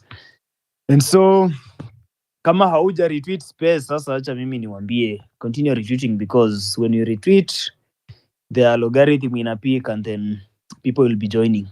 Otherwise mtu ako na profile picture kama yangu uniambie ni kufollow. Yeah, I'm going to follow everybody who has my profile picture yenye tumeweka hapo. So if you also want to have good following, kindly do the same, because that's what is going to help us to ensure that we do digital protests and even ground protests. So mimi naenda kuwapatia microphone, and my priority will go to the following individuals, and Benson, and then kuna Fahan Patel. Benson, jambo. Jambo, can you hear me? Yeah, I can hear you.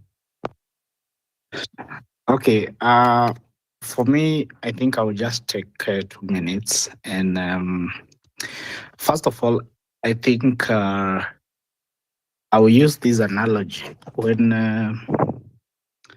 somebody is looking for money and probably you want to become rich, you hardly know whether you have gotten rich. It's other people who notice. And it's the same here. As we embarked on this process of civil disobedience, which is enshrined in our constitution and is guaranteed. It's not that we are operating outside the constitution. We are empowered and privileged and protected by the same constitution that they are also trying to claim that they are abiding by. As we do all these, it is hard sometimes to see the progress once we are in the movement. But well, you are outside, probably from Uganda, from Tanzania, from Rwanda, from South Africa, from Nigeria, from China, from US, from England, you understand the publicity Kenya is having. It is big.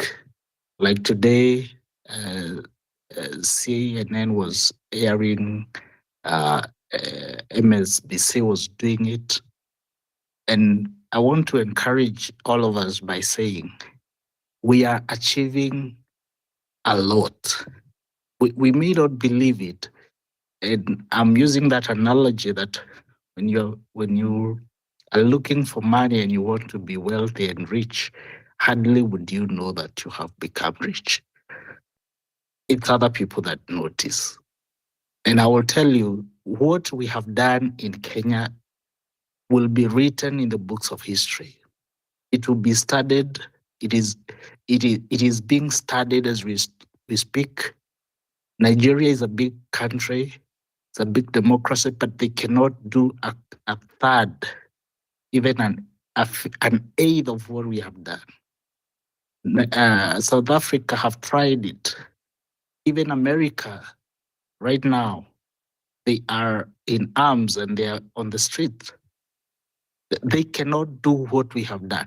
And this is a phenomenon that is very unique. So first of all, to Kenyans, everywhere they are, congratulations. You are doing immense. You are doing well. We are doing well. What we witnessed today, first of all, I was a bit bothered because the weather wasn't good, and because we had demonstration last week, it was kinda. I was like, will people really respond to this?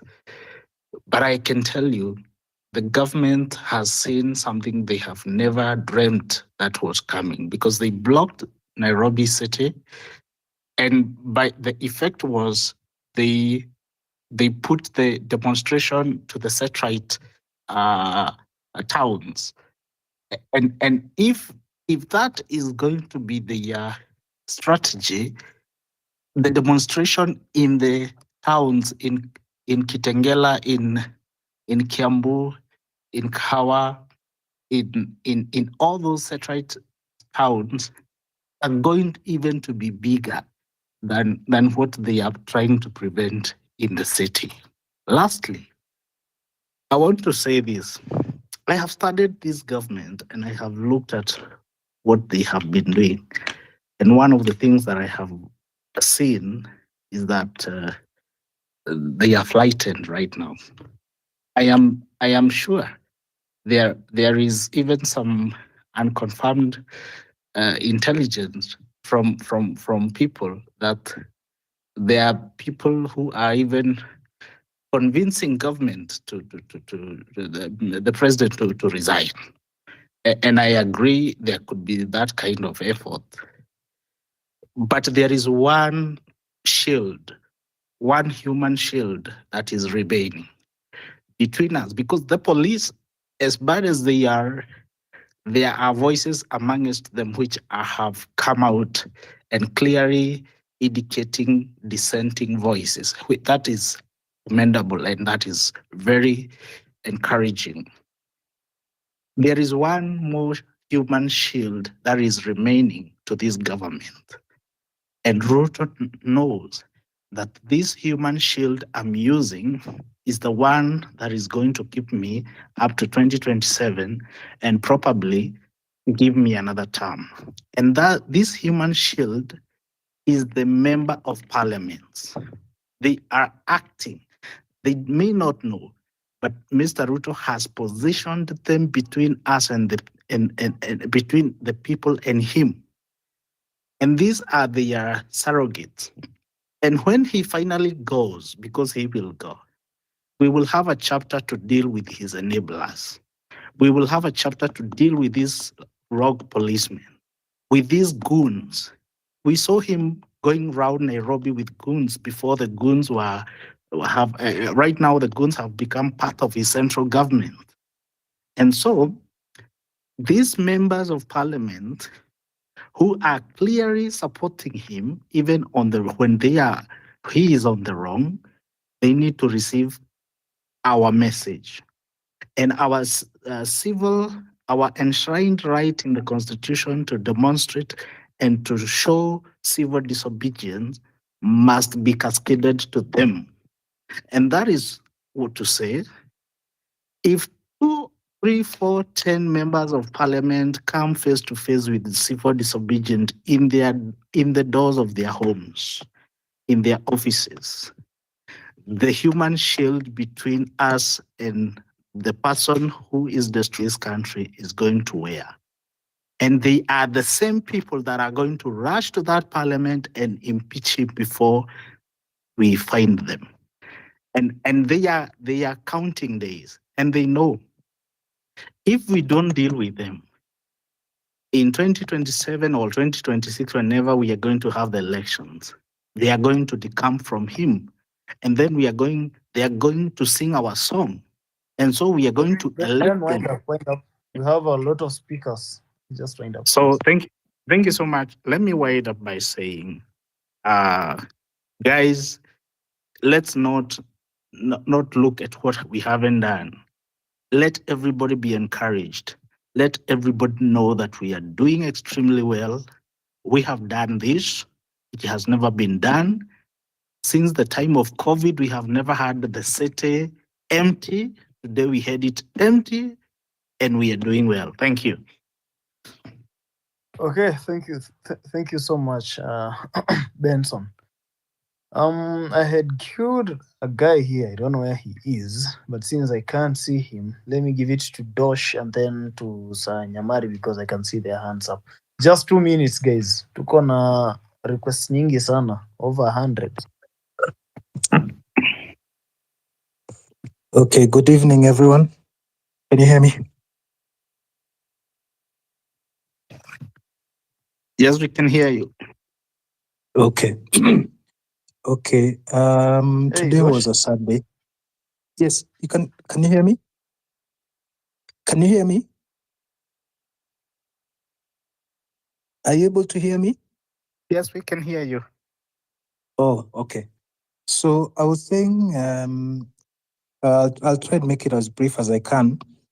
You see, the strategies that Ruto is using, many strategies against us.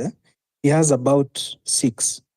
He's using the tribal card, the 41 versus 1. He's using goons now to disrupt the protests. He's using the one term.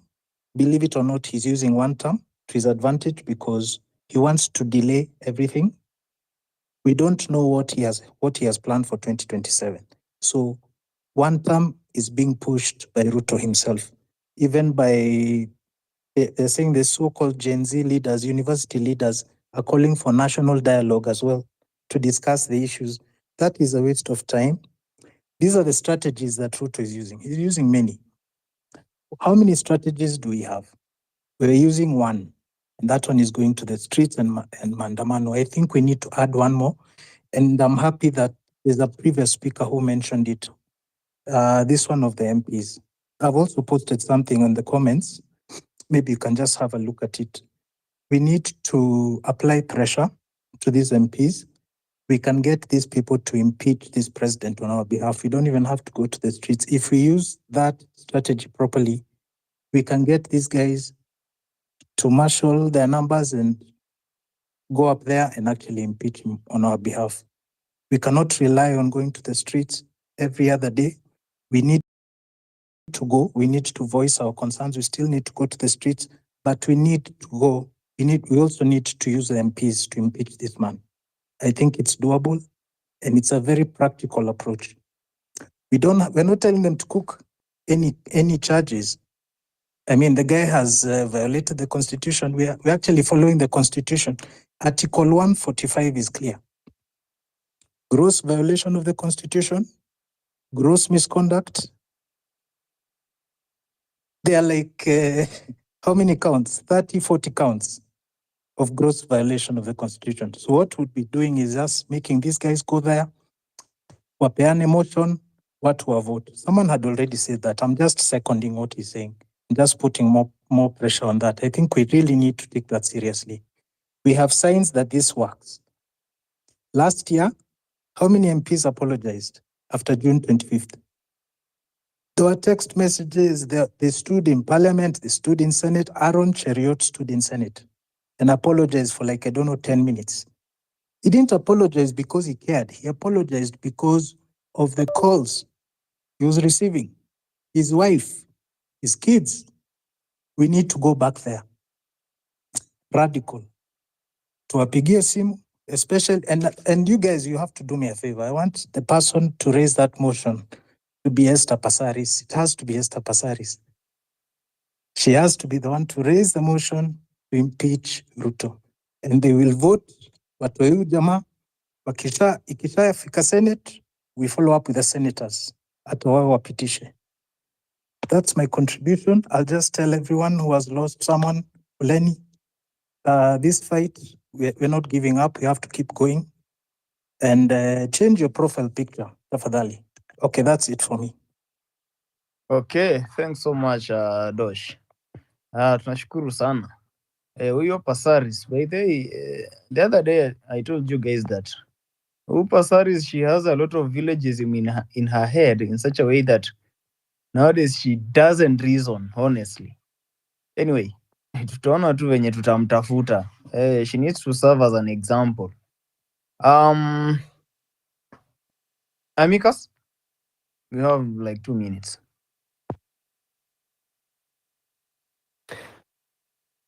Yes, good evening, everyone. I've been following the live and I do not want to take much time. I just want to sensitize on some key issues. One is what we observed today is something that is really scary, something that should not happen in our country. It is a playbook that has really worked well in a country within our region that we really do not have time for in our country. It is backwardness, it is oppression, it is all sense of illegality. So whatever we can do to stop it before it starts, the better. The same effort that we put on the street, we should also put the same effort in letting the international world understand that Kenya is an active crime scene.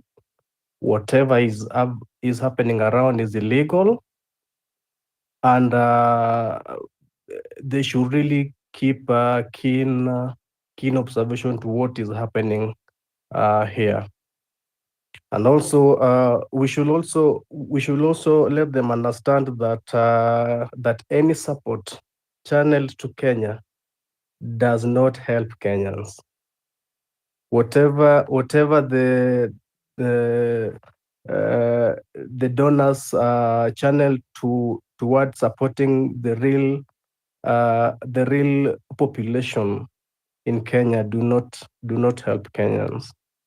I think that is the only way. That's the only way we can do to popularize our march towards getting good leadership, and also towards getting proper planning in our governance. I do not have much more to add on that. Thank you. Hey, okay, thank you so much. Guys, just an update. Some of you might think that he profile photo tunatumia is just maridadi. Hey, I can see Barack Obama's sister, that is Obama. Yeah, she just updated her profile to look like what we are having here. So guys, we can do this because it also sends some message. You guys, I just wish you understood how powerful digital activism is, because hii kwenda kwa street yote it begins with digital activism. So we can do that, guys. Nyamari, uko na dakika 2 bana. Thank you so much. My sentiment will not be far away from what my fellow colleagues have said about using attacking these parliamentarians Like today Osoro amepost kitu ingine hapo inaudhi sana. Let me just try and get it and read what Osoro amepost. Yani hata feel anything. He just said that siku imeisha, business destroyed, jobs lost, then kesho ni 8th July. Ni nani rais by the way? Okay, besides wizi, what was today's protest about? And then akaendelea akasema, somebody akamjibu akamwambia, we shall occupy your home, keep on chest thumping. And then akamjibu, when? Osoro akamjibu akasema, when? Tembea kwangu na sack ya kubeba mwili yako. Lazy generation. Fanya kazi, wacheni ujinga. Nobody owes you nothing. Guys, mnaweza sikia response ya Osoro ni kama wanaona, guys, there is nothing we are capable of. Wamesahau last year. I think it's a high time that tuanze kusalimia watu. So that tuache talk mingi na vitu zingine, we start putting that into action, because tukianza kuwa visit na kuwasalimia proper, I think they will heed to our demands. Number one, the president amepata save heaven because anajua MPs ndio wanamprotect. And then these MPs wenye wanasema tu wako na sisi, atu wanatusupport, we need to compel them. Hata mmoja apeleke motion parliament ya mtu because ame violate constitution like today. Article 39 ame violate kabisa, the one that gives people the right of movement. So that if one MP takes this motion to parliament, and then when you what have vote against the motion, wahame Kenya. I know we can do this. For today's it was a success. It was a lockdown, economic sabotage by the government. But let's hashtag now inafaa kwanza kutrend ni hashtag occupy MPs homes until waimpeach jamaa ende nyumbani. Thank you so much, and condolences to the family members of our comrades who have slept today. Thank you, guys. Okay, thank you so much, Mari. Don't give up, bana. Don't give up.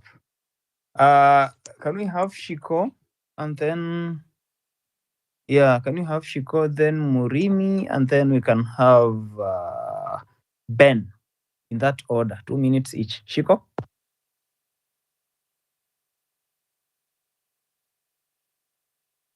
Hey everyone.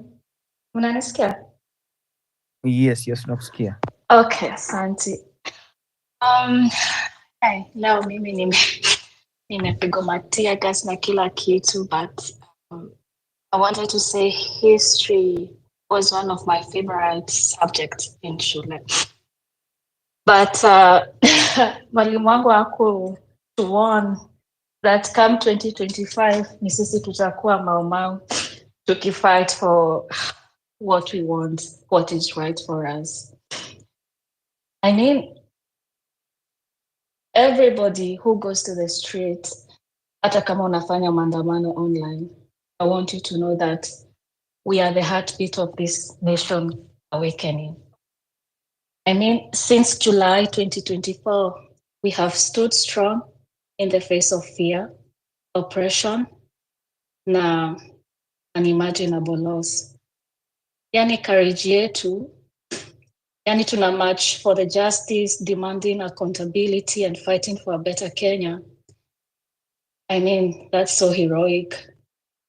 Now, I'm so proud. I'm so proud to be Kenyan. I'm so proud to be part of this generation.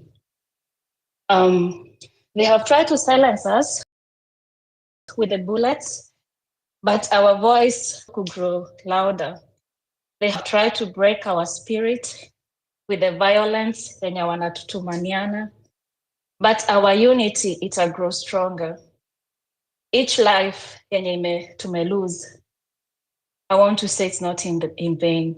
Their names will echo in the history as the seeds of change. We are fighting not just for ourselves, but for the generation to come, for a Kenya where leadership serves for the people, where justice si privilege, ati watu wengine ndio watoto wa Mungu, sisi ni watoto wa lesser God. We want a Kenya where justice is for everyone and every youth can dream without fear. I don't want any one of you to feel alone. I think the world is watching. I have some of my relatives wako Germany walikuwa nasema, yeah, the world is watching. People are talking about it. It's sad. Kenya was once this country yenye ungeambia mtu umetoka Kenya anakuona wow, like umetoka in a, I don't know, I can say like a dream country. But sasa hizi tuko Kenya yenye they are just killing. They are killing our people. Yani in almost circles, they are killing the young men. Mi nimelia leo, like when one of my cousins, they were leaving kwenda maandamano, akatushow, hey Shiko, if nisiporudi mtaangalia mamangu. And then you were like, ameendaje peke yake, anatuachaje hapa? And we had to follow him tukaenda pamoja. It's sad. Kwanza they are going for the young ones. Wakiua wanaume wote, nani atatuoa? Wakiua wanaume wote, the young men, we need to build a nation. I don't know what will happen, but I'm ready to go out tomorrow. I'm ready to fight for a good Kenya. Now, if we don't, because hakuna mtu anajua, ukienda kwa hiyo street, you don't know if you're coming back home. But the beauty about it is that hata kama hutarudi, you know that in future, watu wenye watabaki watakuwa na better Kenya, which is no longer inaruliwa na just some few people. Akina Mudavadi, akina Ruto, hiyo group yote, wote waende home. Asanteni, everyone. Asanteni, nimemaliza. Okay, shukran sana. So nani alikuwa next? There is a girl alikuwa next. But anyway, I can see Ben, your hand is up.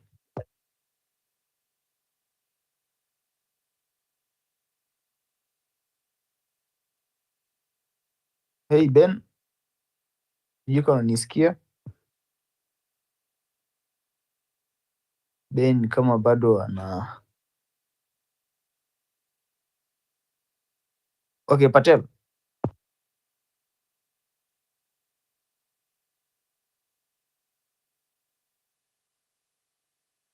Hey Ben can't hear me. Patel can't hear me. Odero, can you hear me? Patel, Ben. Yes, so I can hear you. Okay, just proceed, Odero. Okay, 2 minutes. I'll be done by 0021. To start with, the Madara Christopher Kayando. I'm a youth leader and also an activist within the city. I've been in the front line for activism campaigns and also the demonstrations against the Ruto regime. Now, let me say, since 2023, actively on the streets. In 2023, I was very much supportive in the Azimio protest. We did a lot of sweep, search and rescue sweep, mobilization. 2024, I was almost killed. And we did a lot of sweep. I did a lot of sweep and rescue, a lot of journalists that I saved with my team. And I also mobilized a number of them into the streets. That was last year. And this year, we also did a lot during mobilization and a lot. I want to put across 3 points, which I think are very vital. Number one, the people that we're fighting with are these are not people who are ready to argue intellectually. These are people who are ready to argue emotionally. So we don't have the time to go and debate with them the constitution. We are in a battlefield. These people are not ready for any intellectual conversation. These people are not ready for any constitutionalism. These people are ready for war. And I don't think there's any one of us who is still waiting for a Nobel Peace Prize. If they are telling us to go to the battlefield, we should face them at the battlefield. In short, bwana hii kitu tuweke kwa vita. I'm not seeing us winning this war peacefully. Let us just go violent, fully violent. We can get artillery if we need. We just have to get to the battlefield, ready for war. It is a shoot, stone, mawe, kama ni chuma, kama ni bunduki, kama ni gune, tutatafuta. As long as this thing, we win it. Ruto is not going to give it out easily. We have to go in there fully ready for war and balance. Number two, Ruto is not ready to change. That is my second person. Yakening goes is someone that I've known. He has been a very close friend to my family since 2009. I saw him. He came to our home in 2009 when he came to launch some agricultural projects when he was the Minister for Agriculture. So he's someone that I've known over time. And I told those who were campaigning for him, the guy you're supporting is not going to change. You might think that it's going to change in time soon. Tabeyakening goes, he cannot change. I know him in and out. So it's not going to change. Number three, is not going to leave power without shedding blood. And I know he's someone who can even kill his wife because of power. He's even ready to sacrifice his entire family because of power. So if you're not ready to take that truth, literally, we just have to think otherwise. If you're ready to sacrifice, because we are very much ready to sacrifice our life for the country, so we must just be ready to take this guy violently. If we can discuss around that direction, I'm very much sure we're in the right place. Thank you so much. Okay, thank you. Marcos, acheni kupandisha watu bila uniform. This is very simple. This is a radical, very radical space. We are calling for Ruto to go. Ruto must go. And you can't say you're coming to the street if you can't even change your profile picture. We can't trust on you to walk into bullets if you can't change your profile. If your brand, your platform is so important and you cannot side with the people in terms when injustice is on the street. Impunity that starts at State House, at the executive, is now the rule of the day. We went to the streets when Albert Ojwang they came for him in Homa Bay. They brought him to the streets and we went to the streets to ask that Eliud Lagat be arrested. He's not above the law. The police responded with excessive force, killed Boniface Kariuki. And what they are doing, we understand what they are doing. Because our protests are peaceful. We are carrying the flag. We are patriotic. We are asking for constitutionalism. We're asking for the rule of law to be followed. We're asking for accountability and good governance and transparency. We are on the street demanding a good Kenya, that the leaders we elected, that they represent us. And they have resorted to what? Hire goons, loot, rape women, come to our homes, kill us. They want us to respond with pure emotion. So I like this suggestion that we have to go to the MPs' homes and eat with them. We are going there peacefully. 100,000, we are coming there to talk to you and tell you why are you killing us? Why are you not moving a bill of no confidence against Ruto? Bona Ruto ameingiza kwa mfuko? Bona mnaongea na kiburi? Bona mnasema hakutakuwa na elections 2027? Are you testing the ground? You can't hide behind bullets. You can't hide behind the gun. We are more than you. Na saini saba bila break. Kesho tuko streets. Tuesday is Tuesday. Please change your profile picture. This is serious. Blood is being spilled. We are going to amplify this message until it is caught by the national media houses. Then it is shot around the globe internationally. They need to understand there is a crisis in Kenya. Tomorrow is not business as usual. When fear, we are threatened, so you can be fearful. And when you're fearful, you become silent. And when you're silent, that is when they rule with an iron fist. We must be a different generation. We must speak truth to power. Our flag calls upon us. Higher. Change your profile picture. Who was next, KOT? I think it was Ben. I can see his hand is up. Ben, can you hear me? Yo, KOT. Yes, vipi.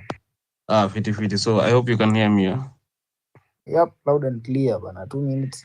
Yeah, 2 minutes. So for me, kitu ya kwanza, as everyone is suggesting here, kama bado huja change profile, please.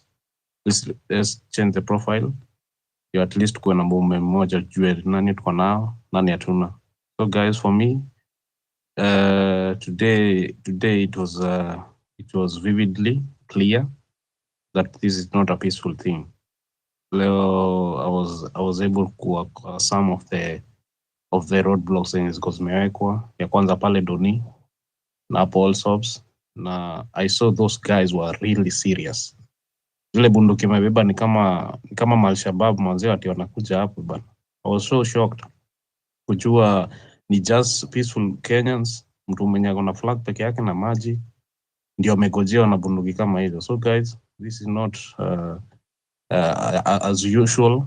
So guys, let's team up, let's come together, let's work together. Those IT techs guys, tufanye mambo hizo, wakitokea wanatumia wakicommunicate pia majamaa, we can do something about that pia. So the tech team, please guys, tupatane mahali, we can talk, we can suggest some things, some ideas, na pia nimesikia some good ideas pia hapa. Hizi Subaru zinakuja kupiga watu marisasi pia, we can do something about them. I know some of them might be here, snitches wengi wanaweza kuwa kwa hapa wakitusikia, but guys, Kenyans wameamua, today it's me, tomorrow it's you. Na to the officers, mimi naweza sema not all of your family members are in the government ama they're working for the government. Some are business people, some maybe wana masoko, some wana maduka, na whatever we are going through pia wanapitia. So whatever ukienda kufanya familia msee ndiye ya next, ujue pia wewe yako is next pia. So you're not immune to whatever you're doing to children's people. So guys, let's continue with the movement. Saba Saba ni 7x7, so si ati ni siku moja. Kaende guys, na wenye wengi wanasema it's not peaceful as normal. So hii shinani gani ya kusema oh you're peaceful what hakuna. Because naona sasa wamechukua the idea of guns which are very ruthless. So next time tukipatana na tukao washughulikie proper. Wacha waende wapige story huko venye maybe walishikwa wakanyoroshwa. So wengine wataingiziwa baridi. So na the other tactic wanatumia ni history ya kutry the tribal route, the tribal thing yenye ilikuwa inatumia ile enzi ya kina Kenyatta, kina Moi. So guys, sisi ni wase wa young, we are intelligent, wase wamesoma, we know what we need. We know what this country needs. So tusiende in that line. Many people are talking kina Osoro and the bunch. So for us, let's not dive into that discussion. To focus, tuendelee kufocus. The government gimmicks wata come up with many titles, with many stories, and with many things to say. But for us guys, let's focus. This is our war. This is our fight. Kenya ni yetu. Kenya ni home. Hakuna kitu kingine tunaweza enda. So guys, pigania hii Kenya yetu. Will be written in the history books. Kuna mtu amesema alikuwa anapenda history akiwa high school. This is a history being written. Like the way tunasomanga story ya Mau and the rest. This is a history being written guys. So let's fight. And kuna mtu pia amesema hapa hivi, huyu jamaa haezi ondolewa na elections. Haezi ondolewa na elections. Ameprove that today vividly. So guys, let's fight till the end. So vita ni yangu, vita ni yako. Na pia majirani tupendane, tusiingiziane hiyo uadui. Juu ukikosa unga, jirani yangu mimi sitakuja kuuliza ni mkabila gani. Wewe ni jirani yangu, tunasaidiana mimi na wewe. Huyo kiongozi yako huko anasema sijui nini, yeye ako kwa chopa juu hata ajui zile shida tunaweza kuwa tunapitia kama wa Kenya. So guys, let's unite. Let's move this movement together. Kenya unaweza fanya, usaidie movement, fanya. Kama ni kupeana maji, kama ni kufanya nini, we just fanya. Na yeah, we shall go. That's all. Afro, Coyote, back to you guys. Thank you. Okay. Thank you so much, Ben. Tuendelee kuzidi bana, kujipea moral. At the end of it all tutashinda. You can see we have a visitor here. Pazienza, hi. Ujambo. Hi, hello. So I Yes, wanted to ask a question. I wanted to understand the 77 numbers hashtag. I wanted to understand what it meant. Is it 77 NI numbers? I think it's a hashtag that is attached to the Ruto Must Go hashtag. I wanted to understand that. I also wanted to understand the political structure in Kenya, and if I could get a debriefing on what happened in the protest as well, so that I'll be well informed when I'm making the tweets in support of your ongoing protest. So yeah. Okay. Just hold on there. I hope I will try to explain to you Yeah, but of course, the hashtags are just to we use them to do mobilization. So they don't have that deep meaning, but the deep meaning is to ensure that we're getting numbers. So that 77 or Saba Saba. Saba Saba, it's a Swahili word, and so we had to use the figures, which is 77. 77 in numbers, it means on Saba Saba we need numbers to go to the streets. Yeah. So just hold on there. I think we'll come to you later on when other guys have submitted. And of course, you will have to listen to them keenly, and then you'll notice what exactly happened on the streets today. So keep Rotich. Your 7th is the 7th month, which is June. 7th is the 7th day. So that was yesterday. So we were calling out on that day. We were making a day that this 7/7, we are going to have a massive nationwide protest. And then the secret for us to be successful in our protests, we need numbers on the street. So it's a Swahili word, 7/7. Saba Saba ni numbers, or Siri ni numbers. So Saba is Swahili for Saba Saba, and also there's a historical connotation towards Saba Saba Day. It was the day when, under Moi rule of our president, there was one-party system in Kenya, and we had opposition leaders have a meeting, an opposition meeting at Kamkunji grounds. It's our grounds, and the then regime under Moi cracked down and killed so many protesters. So Saba Saba became enshrined in our consciousness and in our history as Kenyan people. And that's when the people stood up to tyranny. So Saba Saba, we always celebrate Saba Saba every year. So this year, we find ourselves under the same yoke of oppression, but under Ruto.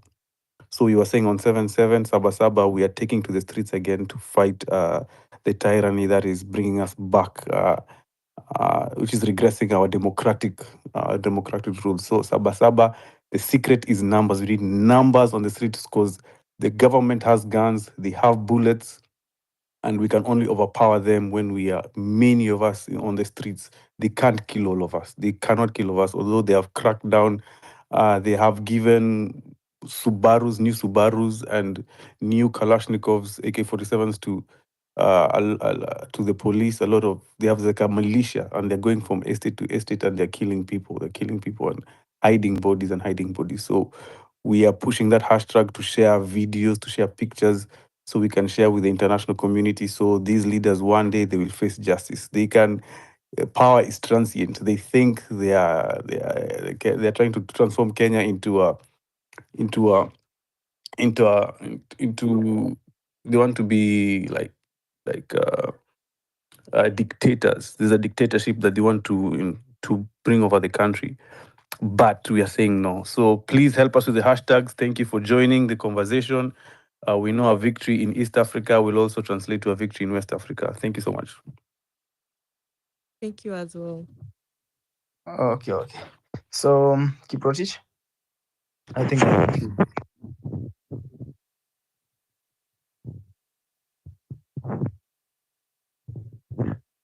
However, I would like to say something about Ngetich your microphone.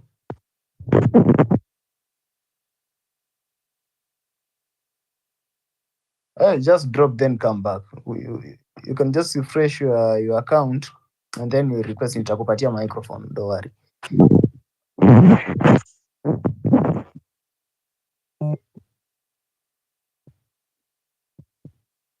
Okay.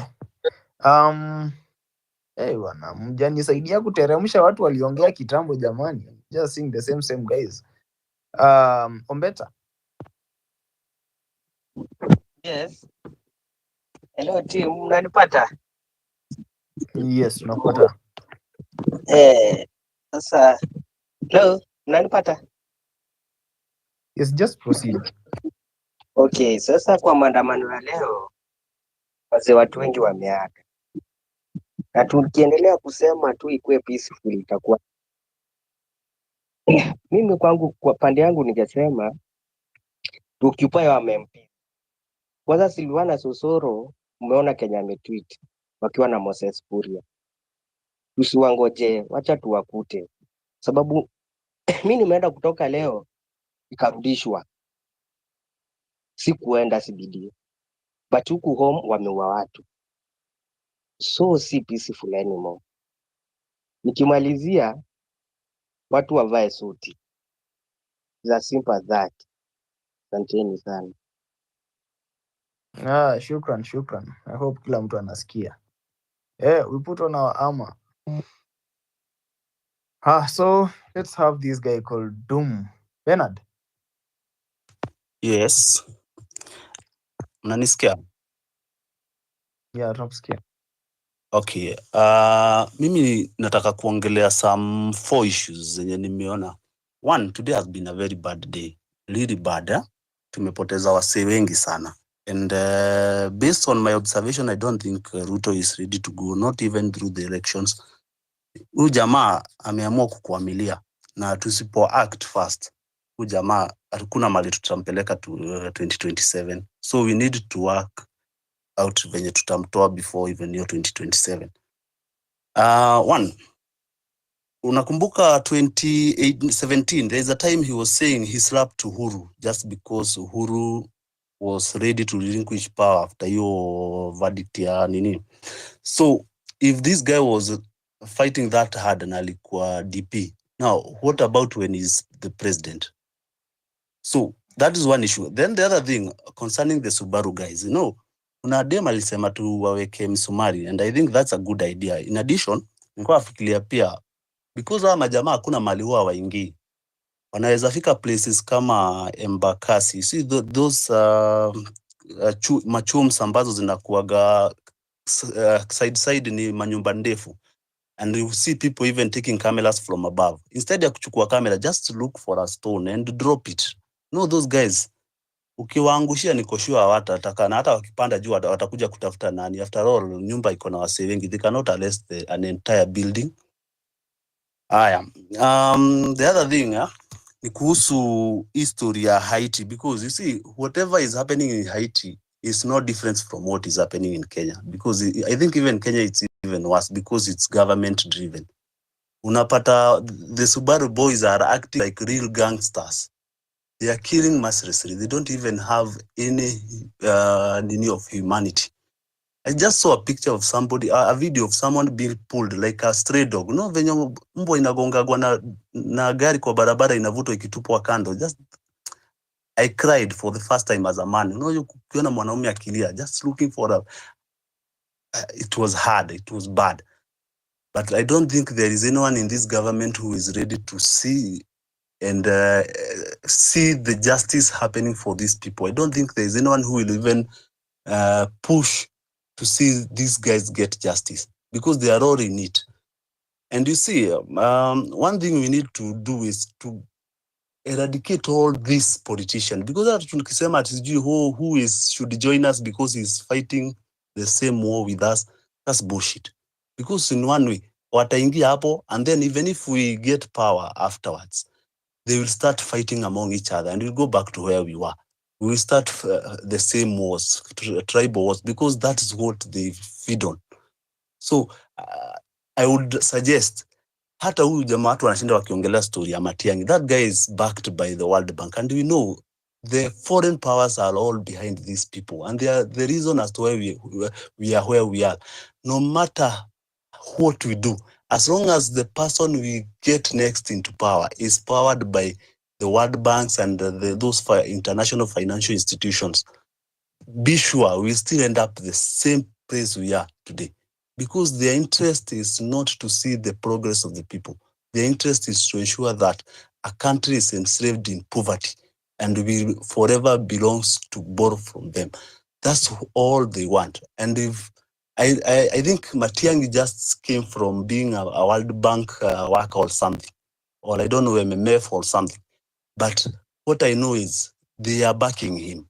And as long as they are backing him, he is one of them, and he will still feast on us. As we speak, they are campaigning for I don't know what this called, immunization. I think since I was young, I've never heard of a typhoid immunization. All those are bullshit. But all in all, we think we need to keep on fighting. We need to come out in number tomorrow and see that we can maintain this war for a whole 1 week, I'm sure Kasongo will move and we will get him out on one of these fine days. Anyway, good night. Okay, have a good night too. So let me give it to Paul Ochola. Guys, just take some like 2 to 3 minutes because we're almost winding up. We've been here for almost 6 good hours. Ochola. Thank you guys so much. Can you guys hear me? Yep, loud and clear. Thank you so much. So today, the first video that literally made me so angry was ilikuwa video ya plainclothes officers mass shooting some people. I think it was in Ngong. And I was just sitting there and watching. And I could see there are people just shouting and people saying, oh, anaua, anaua, but there's no one who's doing anything. And I got really angry. I even stopped using social media for that period until now when I saw it posted on NGC. And then now I just came to this session that we're having. I saw that we are wearing uniform. I immediately wore the uniform and took the screenshot of the uniform and sent it to my WhatsApp. Because let me tell you, there's a lot of people who are on our WhatsApp that don't even know what is going on. We can post on social media that those people are not even on social media. But I just posted that and I've had like several retweets and reposts on several WhatsApp statuses, and people are flooding my inboxes and people are now becoming aware. So the first thing we should do is take that uniform, post it on your WhatsApp so that the local people, your parents, the people from Ushago, they can see. It will really, really help us to keep the movement going, and people will start relating to that image, just like we've seen in other strategies that we've used. Next, we need to tell our MPs that we know what they are doing, and you're seeing them and they're doing nothing. So it's time to remind them, not just to call them and tell them. We need to remind them very deeply so that they know that we are the ones who put them there, and right now we need them to work. But we know most of them have been bought and they are not doing anything that we want, so we need to remind them. Lastly, I'm just here to thank you guys because the movement has been kept alive by the 1,300 people that are in this live. The 1,300 people that are listening right now that are going to tell the stories. You are the guys who are keeping the movement going. So let's keep on doing this because this man is one time and he's gone forever. Thank you. Okay, thank you so much, Ochola. So to the remaining speakers, kindly just adhere to these. We have less than 15 minutes on this page, so just give us your final submission in 2 minutes and then tuendelee na shughuli zingine. FUCK William Ruto, jambo. Hi, can you hear me? Yes, I can hear you. So, as you said, I'll just keep it really short, though I have a lot to say, but nimejam vibaya sana, but sisi wote tumejam. I think the only one thing nita highlight sahi ni we shouldn't let Ruto walk away from this without a tag on his name. This is an actual massacre and a prolonged one na imeendelea sana. Na we just need to put a label on it. Hata kama itaitwa the Ruto massacre, and it needs to be remembered over time. Let people know that he's a fascist here and everywhere else around the world. Ndo asiende kulambana huko nje na asijaribu kulambana huko. And you think this is something you'll escape because you're in a better place or you're middle class or mnaishi mashinani ama huko. Mama yangu anaishi Kajiado sijui wapi. Niambie mbona watu wamefika huko. Itakupata mahali huko. Jam. Let's put a label to that name. Isijaribu kupotea. Na guys hapa wenye mko, mkiambiwa eka hiyo DP, weka hiyo DP kwa sababu digital activism is a lot, and this is someone who's going to be enabled by very external powers. Na hakuna mtu anatujali huko nje. Mumeona Palestine, mumeona Sudan, mumeona Somalia, ni sisi wenyewe tutajipigania. My main point is let's label him asitoroke nayo. Let us remember using his stupid name. And on top of that, usijaribu kufikiria uko sawa. Itakupata mali uko. Kwa nyumba, nje, itakupata mali uko. Thank you. Okay, thank you so much. There is this guy who just commented here. It was earlier on, alikuwa anasema, guys, can someone follow closely Kikuyu? News reaching me is people are being killed and taken to a known location by police. Yeah, so anybody who is in Kikuyu, kindly just reach out to me because nimepata that information pia. It was so earlier on, but I see there is someone who commented here and Flo, you followed. You followed. I mean, you followed that story. So kama uko Kikuyu, kindly just reach out ndio tujue what is happening there. Okay. Tutapanga tulitenga. Jambo.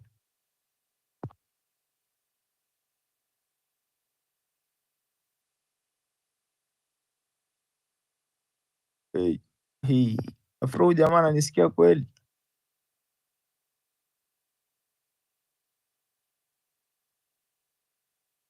Tunakusikia.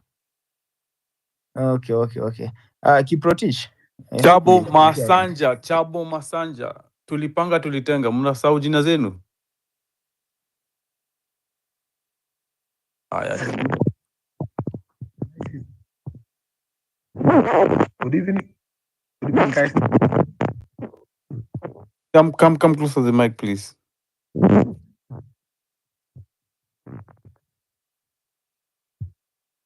Kiprotich, we can't hear you. No.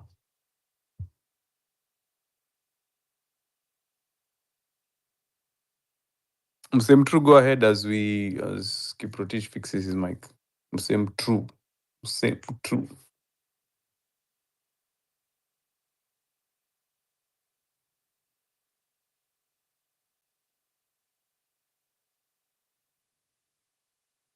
Dan.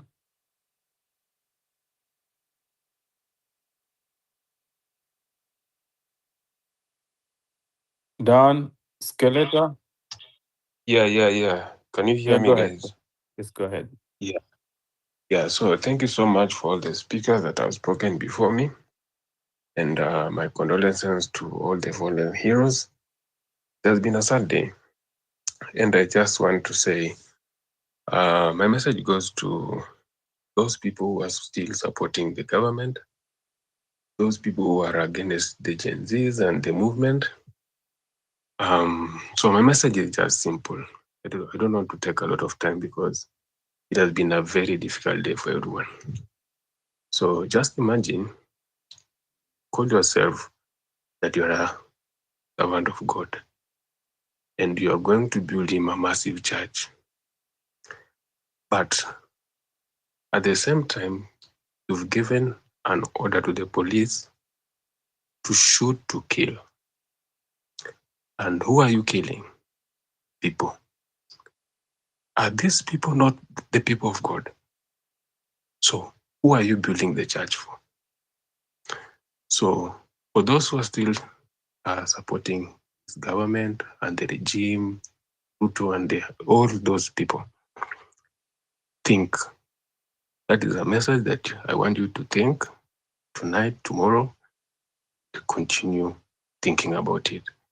Because this is not now a leader, somebody who cares about their people. This is just someone, I think I'll say it's just now a demon out there to get blood. And if you're building a church and if you're that spiritual, if you are spiritual enough, then you should interpret by now that it is not actually a church this guy is building. It is something else. Because how can you kill people yet you're building a church? For the same people belong to God. Then what is it in for God? So thank you, guys.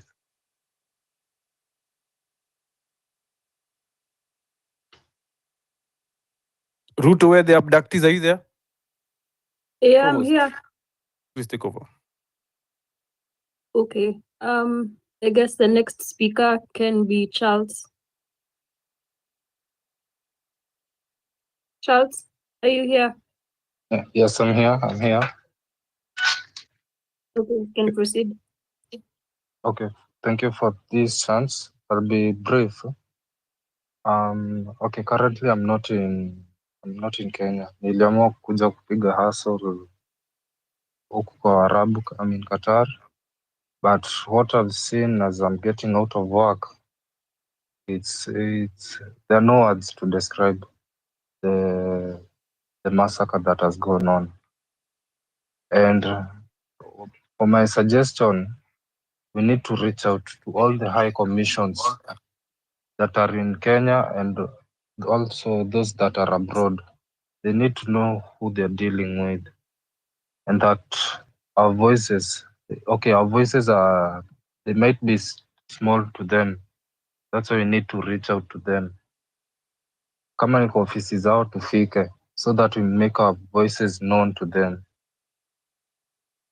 Because this thing, if it goes on to the direction that it's heading to, we are doomed.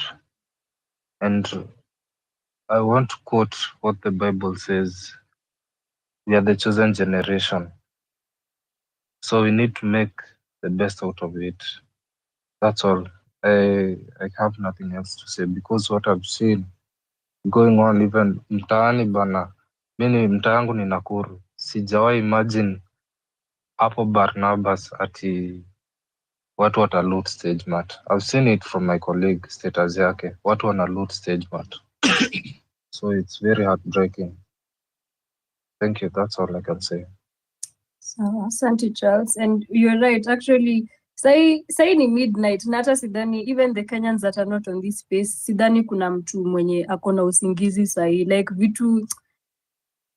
Anyway, Johnny, Mzee, and Gitau and Benson, nyi wote wenye amjeka hii profile picture. Mimi siwapei mic by the way. The other co-hosts help me only raise the speakers that have put the profile picture. We are in serious business by the way. Kama hamjeka profile picture, mimi siwapei mic, mshukishwe. So next, selector uko na profile picture, we ongea.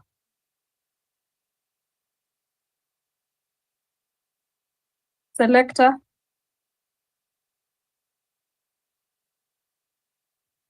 Selector, can Hello, you hear the speaker? Yes, I can hear them. Can you hear me? Can I add on something? Can you hear me? Yeah, we can hear you, Selector. Yeah, ila kitu ninasema hatuwezi kuwa tunaenda ni Charles, can I add on something? Nani, I want to okay, speak. I can't hear two people. Or Charles, just okay, just you can just finish then. Then Selector, you can enter right after. Okay, then you. Msiogope. One thing you should know for sure, the world is watching. Waarabu wengi wenye wako huku, mostly the Sudanese, they understand our language. Wengine hata wanaongea Kiswahili and they're saying kasongo hapana. Hiyo jini imefika huku. So msiogope. People are saying where Ruto is taking us, is digging a hole for himself. So let him not take us down with him. So asante. Selector, you can speak now. Yeah, what I'm saying is that hatuwezi kuwa tunaenda maandamano kila wakati tumepanga kuenda maandamano. Maaskari wamekuwa ni kama maadui wetu. Hawajui wameajiriwa watulinde. Ni kama hawajui hiyo kitu. So leo mimi niko Nyeri. Huku Nyeri nimeona leo tunapigwa na mishale na huyu MP wa chini. Wanatupiga na mishale. Yeye ameweka magunzo wake hapo, mishale ndio inarushwa. Pia sisi kama waandamanaji lazima tujue pia ni nini tutatumia. Juu hii kitu lazima ikuwe serious. Lazima hii nchi tukue serious nayo. Pia kama ni mabuduki za kujitengenezea tutatafuta tukabiliane na hawa watu. Lazima juu mawe haitoshi. Lazima to find a better strategy to deal with this maandamano. Kusema ati tutatokea 7 days again na hatuna strategy, tutaenda tu tunauliwa. Wenye wanaenda mochari, sisi tunaenda nyumbani. Hiyo ni nini sasa? Lazima tujue ni nini tunaenda kufanya, tunaenda kutumia nini. Lazima hii kitu ibadilike. Na ibadilike in a way that hadi huyo Kasongo anaona he, kweli iko serious, wacha nishuke. Asanteni. Asante Selecta, pia mi nakubaliana na hiyo kwa sababu nimewambia 25th pia mi niliibiwa na hawa goons, na hakuna kitu inakushtua kama ukirealize wewe, hata niko sure leo wenye wamevunjwa kwa manyumba pia wao wako na hiyo same concern. Una realize wewe ndio hauna weapons, wao ndio wanakuja wako na mavisu, wako na sijui maguns, unashangaa how do you protect yourself? So Mogambi, the other speakers wenye wajaongea na wako na profile picture, mnaweza inua mkono. Wenye hawana mi siwapei Mike, mshukishwe. Siwapei kama una profile picture. Benson nimeona umeshukishwa. Watu wenye wako na profile picture pekee ndo wapandishwe. Mogambi, you can go. Ruto must go kwanza. Before I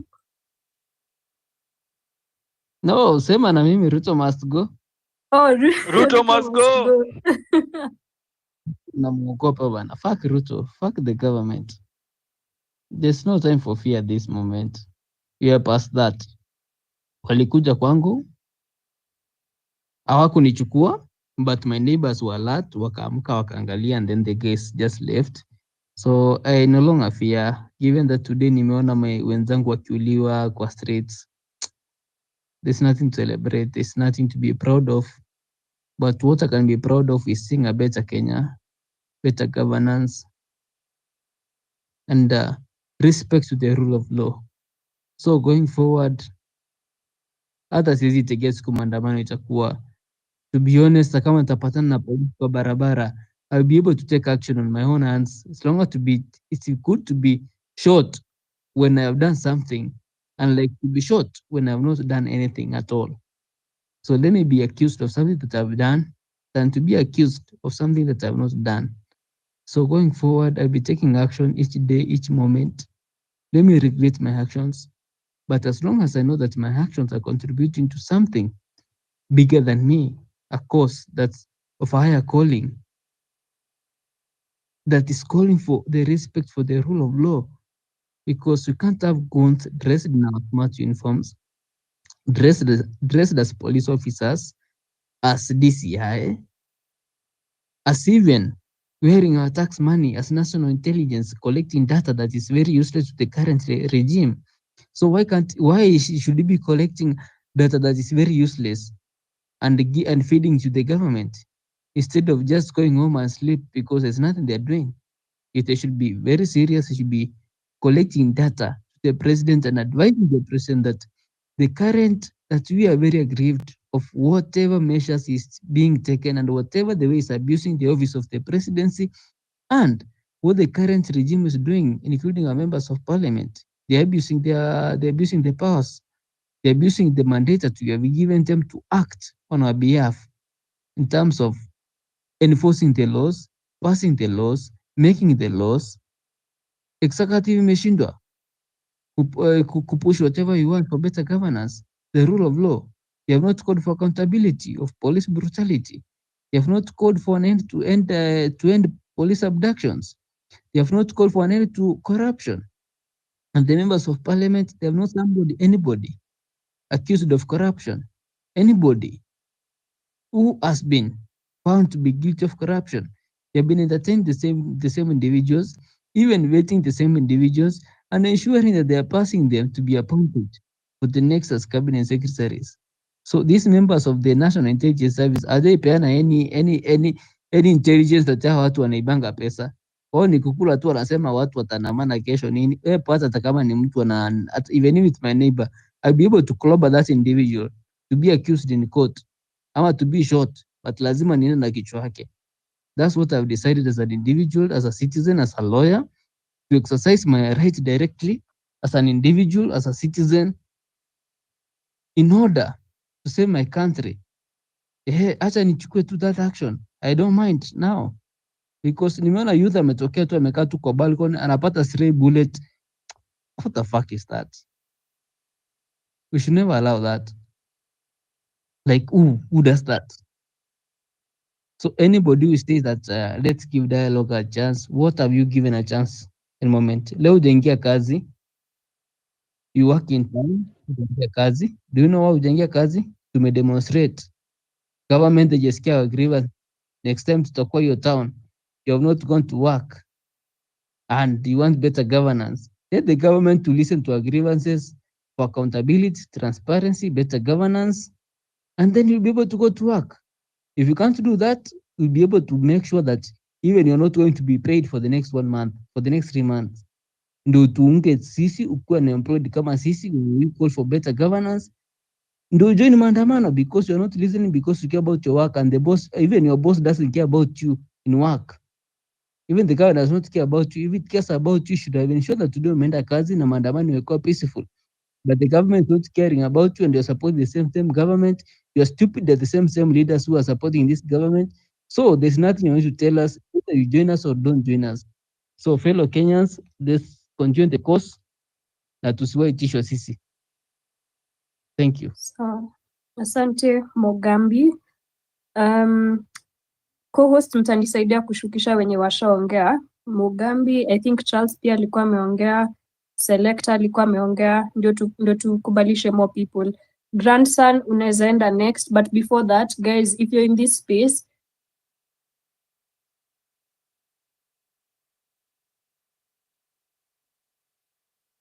our profile picture to send a message to the rest of the country and to the rest of the world. They've made protests impossible for us, so now we are protesting from the comfort of our homes, from the comfort of our phones. So speaker, just 1 second, we can hear you. Yeah, so just change your profile picture and tag someone else. Waambie pia wao wa change. Nimeona Auma Obama amechange profile picture yake. Who are your local celebrities not to tag them? Wa pressure. In fact, hata tunafaa tuchukue tu kamoja. Tuka pressure. Yeye a change. Kama ni Njugush, kama ni nani. A change profile picture yake. Wengine wa change pia. This needs to be. Yani ni kila mtu. Sahi si suggestion. Sahi hadi watu wenye naona kwa hii space wenye hawaja change profile picture. Tujue tu au ndio sasa ndio tujue tu au ndio au ndio sasa wenye wanasikiza in. You see, tunajua tu Kenya nasema goons nini. That's the assumption now, because right now there's no reason. Hakuna excuse. This is a form of protest. So grandson ulikuwa uende next, unaweza ongea. Hope unanisikia. Haya, mi nakuja hapa hivi kusema maandamano watu waachi, hiyo nayo sio siri. Reason ni moja, wameua watu, si ndio? So tukisema ati unafunga story ya maandamano, those people who died hatutapata haki yao. Hiyo story itakam tu iishe na watasahaulika tu kama venye karibu wa last year wenye waliuawa wanaenda kusahaulika. Fuck the whole system, fuck Ruto, fuck Faruk, fuck Shalin, fuck everyone. Maumbo wao. Haya, history ya dialogue. Huyu umbo anaitwa Raila. Huyo jamaa amekuwa na dialogue mara ngapi guys? Tujiulize tu hiyo swali. Dialogue for what? Every time dialogue and nothing happens. The whole system is fucked up. Haya, the other thing. Hawa viongozi wenye wako in place. Kama kiongozi come out to speak about peace brutality, then forget about them, fuck them.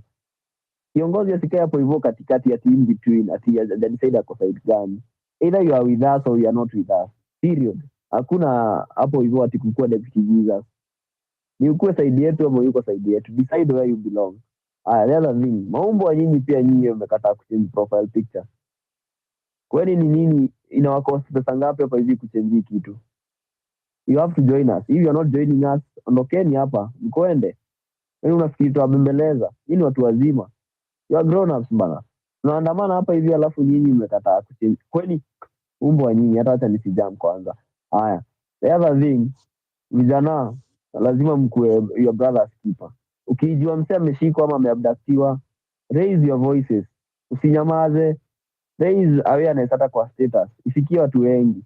Kama uko na numbers kwa status, fanya hiyo kitu. Kama uko na numbers hapa hivi X, post mara mingi. Unajua si ndo media iko compromised already. Nimeangalia story na hii general media ito Citizen TV. Kazi yao tu ni kusema story ya maandamano, sijui nini imeharibiwa. Lakini hawasemagi hata reason ya sisi kuandamana. They don't inject on that side. hawezi ongelelea kitu inafaa tuende kwa street. Haya, the last thing nikimalizia, sitetai venye vitu zinaibiwa and all that, cause kuna wenye wako organized kufanya hiyo kazi yote ya kuiba, cause nimeona juzi hiyo ufala yenye imefanyika. That aside, the question is this: parents wanalalamika, wanasema waandamanaji wanaharibu mali ya watu. The question is simple: kama wanaharibu mali ya watu, how many days are they stealing from the people? Na Ruto anaibia watu 365 days a year and nobody is talking about it. Fuck them. Thank you. Asante grandson. Thank you so much for kutusupport kwa message yetu ya wenye hawachange nini yao. Thank you hata kuwa call out na kuwa condemn, because yeah guys, by the next 24 hours the goal is this should be the biggest news in the world. Every Kenyan, as in kila mtu anafaa, all eyes on Kenya for real, like heads ziturn. What is happening here? How are 1 million people having the same profile picture? And it's possible. We all know it's possible. We need to make if you've seen the things that are happening today, if you've seen the bodies being dragged today, and it's hiyo kitu imekuguza, kama you have any humanity in you, kama uko na utu, kama uko na the urge to fight but you can't fight, all you have to do is put this profile picture. It's not that much. Na by the way, hadi wacha mtu niwaambie tu ukweli, by the way, hizo profile zenye mko nayo nyinyi mnakata koka, si ati ni smart, by the way, si ati mnakaa poa, by the way, toeni, like ekeni profile picture, si ati by the way, toeni. Mimi nasikia mtu anaweza toa, mimi nasikia kuwatoa kwa hii space bana. Kama mtaki kuchange, mtoke basi muende, vile amesema tubaki hapa watu wenye wako na profile picture pekee, because it's not that much work. Let's say it's either you're on this side or that side. Like, let's make it that thing. By kesho, in 24 hours, this should be the biggest news in the country. So kila mtu mwenye kwa space, please help us amplify. This is the message. Kama una blue badge, nime notice me na KOT, we removed literally like less than 2 hours ago. Blue badge isharudi. As you can see, so kama unaogopa, you'll get it back. We'll just verify and then inarudi. They have improved their speed times. Blue badge yako inarudi haraka.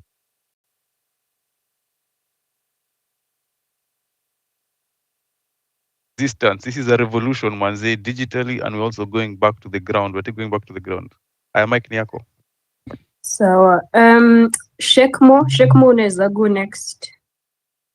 Okay, hi guys. First of all, let me pass my condolences to wale watu who have been massacred, because that's the word. It's not even killing, that's a genocide. And then on top of these, Afrocentric, if you can clarify to me, how many women reps do we have in Kenya? Just somebody can just nipatie tu your answer. How many women representatives do we have in every county in Kenya? We have 47 women who need 47, we need to get on their necks.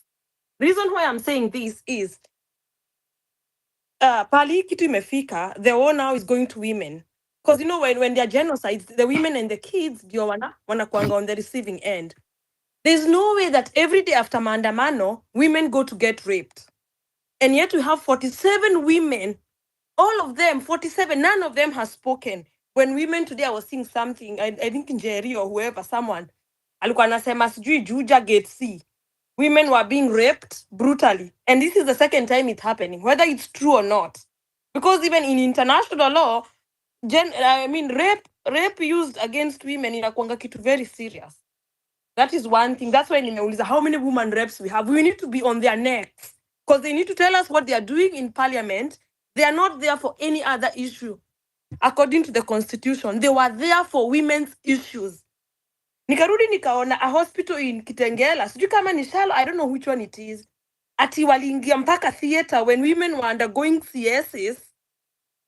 Ati waka disconnect. Yani a woman is in theater. Myself, I'm a mother, nimezaa. And anybody mwenye amezaa anajua how, like uko in labor, ama maybe you're under the knife, and then watu wanakuja kudisrupt, the doctors switching off. I don't know whether it's true. I'm just trying I'm convincing myself it's not true, because I've never heard of ata Gaza wenye kuna vita. I think they don't go to maternity wards. So these goons wameona they target women because the women are weak and stuff. And I'm not a feminist. I don't believe in women in power. We have a woman chief justice who has done nothing. So don't get me wrong. I'm not a feminist here. I don't even support them being in power myself, being a woman. Because how can we have a chief justice who is a woman, and every time we have 47 woman reps? I think Kenya is the only country globally that has every constituency with a woman at America wana, so that they can champion women's issues. And in the year 2025, women are being raped as an act of war. Then number two, women at their most sacred place and time, wanaenda like they're going, somebody coming to disconnect, babies when you are, what are they called? Easy nurseries. The other time, some of you here, and shame on you, because when it was happening in Gaza, you all put your flags. When it was happening there, flags and all those things. Which, kama kitu ni mbaya, it doesn't matter where it's happening. I mean, maternities are no go zones.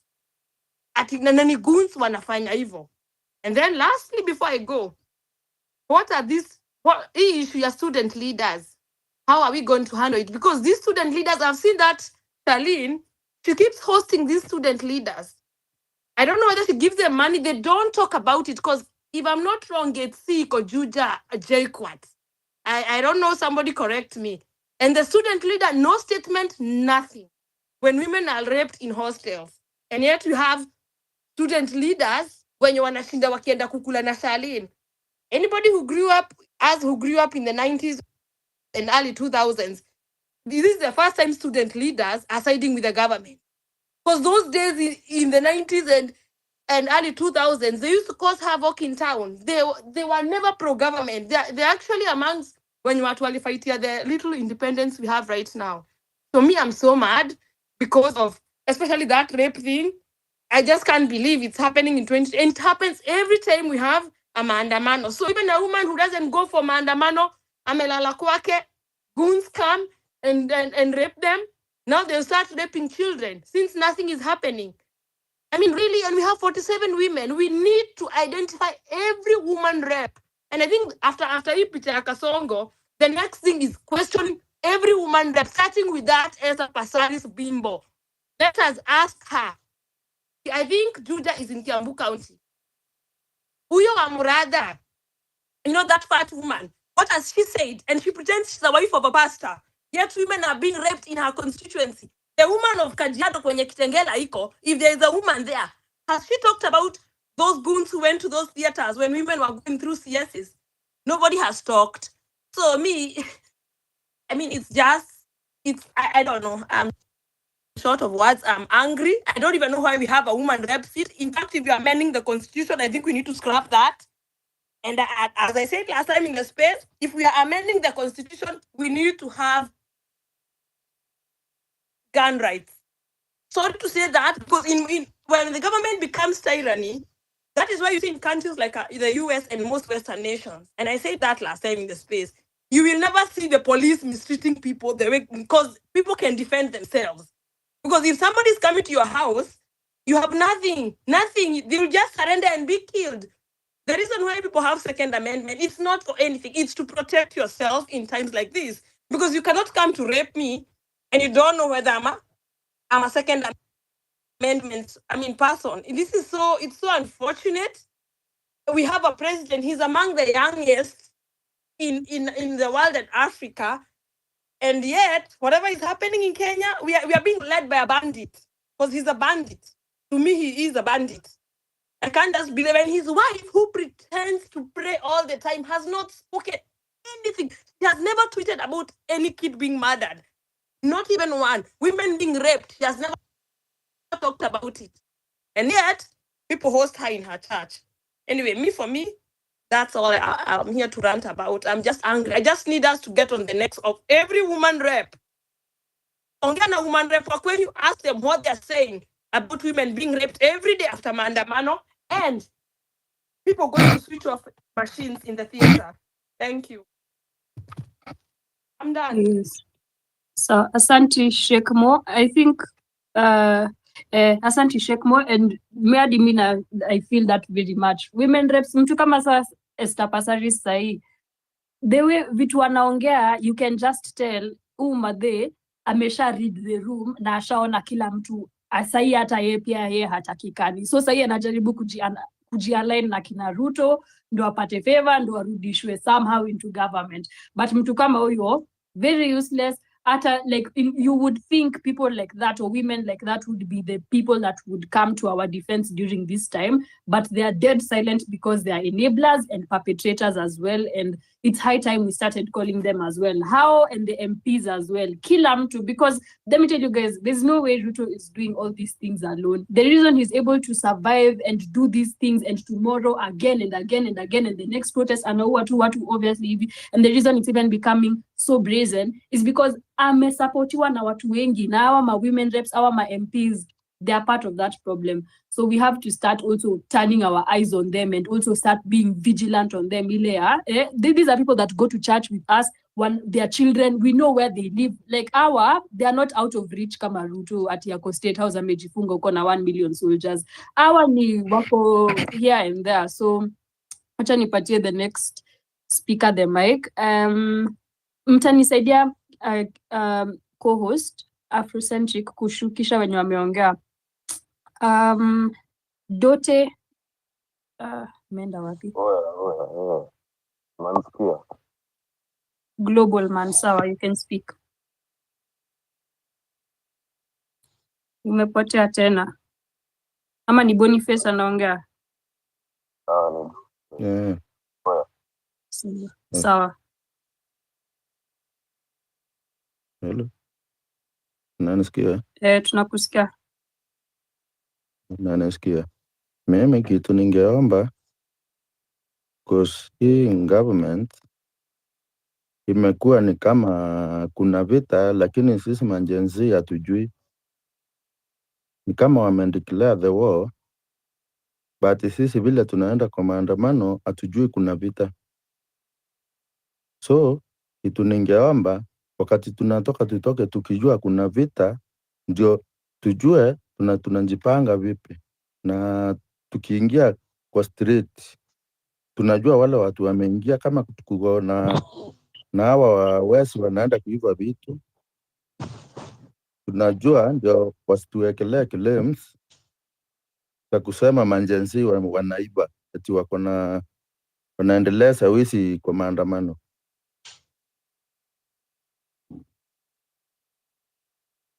Na kitu hello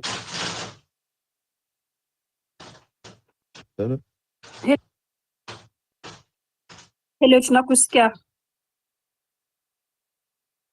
Na kitu ingine nimesikia tukitaja women rep. Hawa ma women rep hata kazi sawa tujue wanafanya kazi gani. Juu vile ukiona vile tumeendelea, na ma women rep ni watu ambao wamesaa, wako na majenzi, wako kwa street.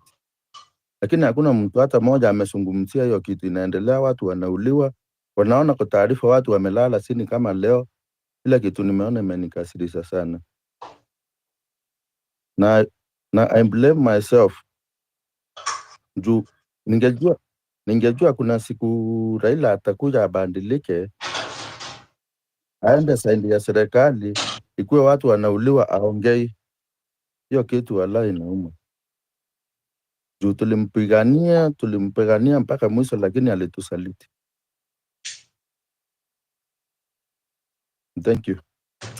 Kweli, asante Boniface, na pia mimi nakubaliana na wewe Raila na watu wake wote. Tena hao watu wote lazima tu washemiwe, mafamili zao. Raila wanafaa tu ostracize from community nzima. Kila mtu tu uko Bondo, uko kwao, maneighbors wao wanafaa, kila mtu akikuja kuvisit anabuiwa, wanafukuzwa, wanafanyiwa whatever it is. There should be zero tolerance for such people. Naona Dote amekuwa na mkono yake up for long, so Dote unaweza ongea. Manasikia? Mwanzamia usikii story nilikuwa ni hapo ndo. Pede Ruto akwenda, alafu pia watu wenye wazeka hii picha mazee pia hata wao wakwenda wajinga sana. Hiki kitu nafaa kila mtu anaweka kutoka mtu wa kwanza hadi wa mwisho, maselebo wote, mtu wa mwisho, mtu mwenye anakuwa mmoja, kila mtu anafaa zaidi. Unajua sasa wewe uko hapa ndani ya hii space na kuta yote na unajua mtu anakuingilia. Umekata kuna kabisa ya ujinga. Vai kitu uanze kuonesha wazee mantu anti saa hii ndio mudi. Unajua mbele. Lakini pia mimi nimejafuza sana haya mwenye uwetu. Haya hiyo story kama.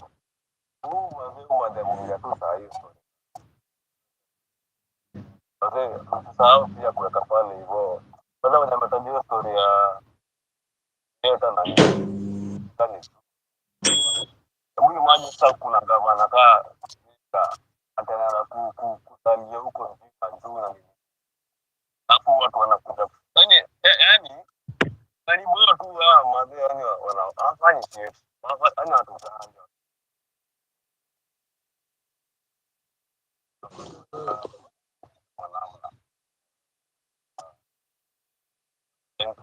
Watu wote atakaa tutaenda mtaani ama wote kila mtu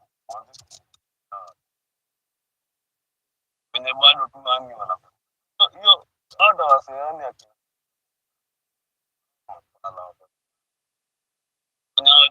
nani wengi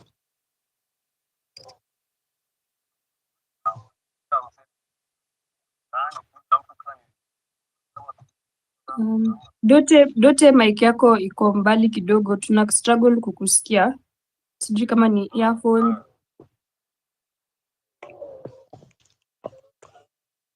Sasa mnanisikia? Sasa mnanipata? Ndio. Mazee watu waende mtaani, kila mtu aende ocha, itabidi kama ni jua si wako ocha ndio wanategemewa na kina Kasongo. Jua hawana info, wengi hawana info. Sisi tunajiambia na hapa hivi tuko kimoja kiplani, lakini si anategemea ile tu ufala imejaa tu kiplani tuko ocha tu. Sasa nataka sisi wote iwezekana tutafute namna kama tutaenda ocha ama tutakuwa na forums za kuempower wasee mtaani ama hata tukuwe na hizo maselebi nione kama manini ma concert na vitu kaa hizo zenye si ni concert but ni forum imekuwa ya wasee kuele yani kupitisha message kuonesha tumuungana, ingawa tu ama karao pia ni wajinga, of which sasa nikiongea hivi naongea hivi nikiwa nchi nyingine, hata siko Kenya. Tunaweza waambia ni mazee makarao wa nchi zingine wako na heshima ile kitu sijai, yani makarao wetu wote wanafaa watolewe kutoka wa kwanza hadi wa mwisho. There's nothing that is going on in this country hii yetu ya Kenya. Hakuna anything, si hawana any professionalism hata kidogo. Huku wako na respect ile ya juu, yani na sisi pia tunawa respect back na the laws zinafuatwa na kila mtu. If at all tunaweza pata tu namna ya kutoa hawa watu wote, tuko na mbinu mpya ya kurecruit kwa polisi from IQ to EQ zote. At least hapo tunaweza kuwa make some sense kiasi. Juu wote sasa ndio wanasherehekea vitu ndogo za ujinga sana. Kusherehekea kupata chance ya kushoot, kupata chance ya kurusha tear gas. Hiyo ni nini sasa? Si kazi ya karao. Hata ifai kwa hata hawana reasoning ya understand reason wasi wanaenda nje protest. But mimi nimejam na siko Kenya. Sana imagine hata wasenyi mko ground yani mnasikiaje? Unajua? So ni mse aende na mazee tuhakikishe wase wote wamevaa hii DP, wote wamevaa hii picha. Inasaidia sana kumazee kupitisha hii message. Wase huku nje wanajua kiendelea Kenya pide. Kiendelea tu kumekio noise.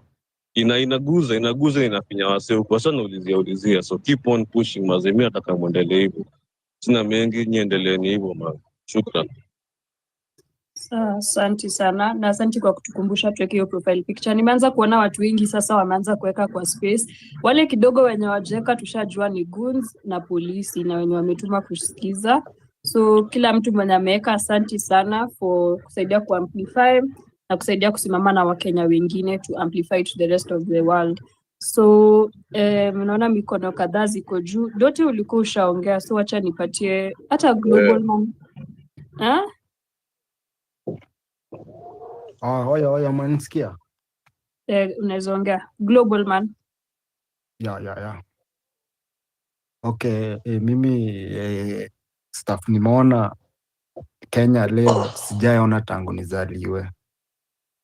Sijaona president mwenye anachukiwa hivyo, even kama nime hadi kama president wangu wa kwanza tangu nizaliwa alikuwa Kibaki, but history nayo nimesoma, hakuna president ambaye chukiwa kama huyu jamaa. But what I can say manze, first of all, tukienda kwa streets kuna wasuingilia. Mbona tunaenda kwa street manze? Watu wengi majutu wengi hatuna kazi, high rate of unemployment manze. Ukiona the cost of living iko juu mimi nikiambia youth mwenzangu hapa tuishie street, anatuambia, nasikia youth anasema ati mbona tuende street. Hiyo kitu inaniuma sana, and tukitaka kushinda hii gava lazima tukue na numbers, because ukiona leo gava haina polisi wengi, so tukikuwa na numbers ile poa,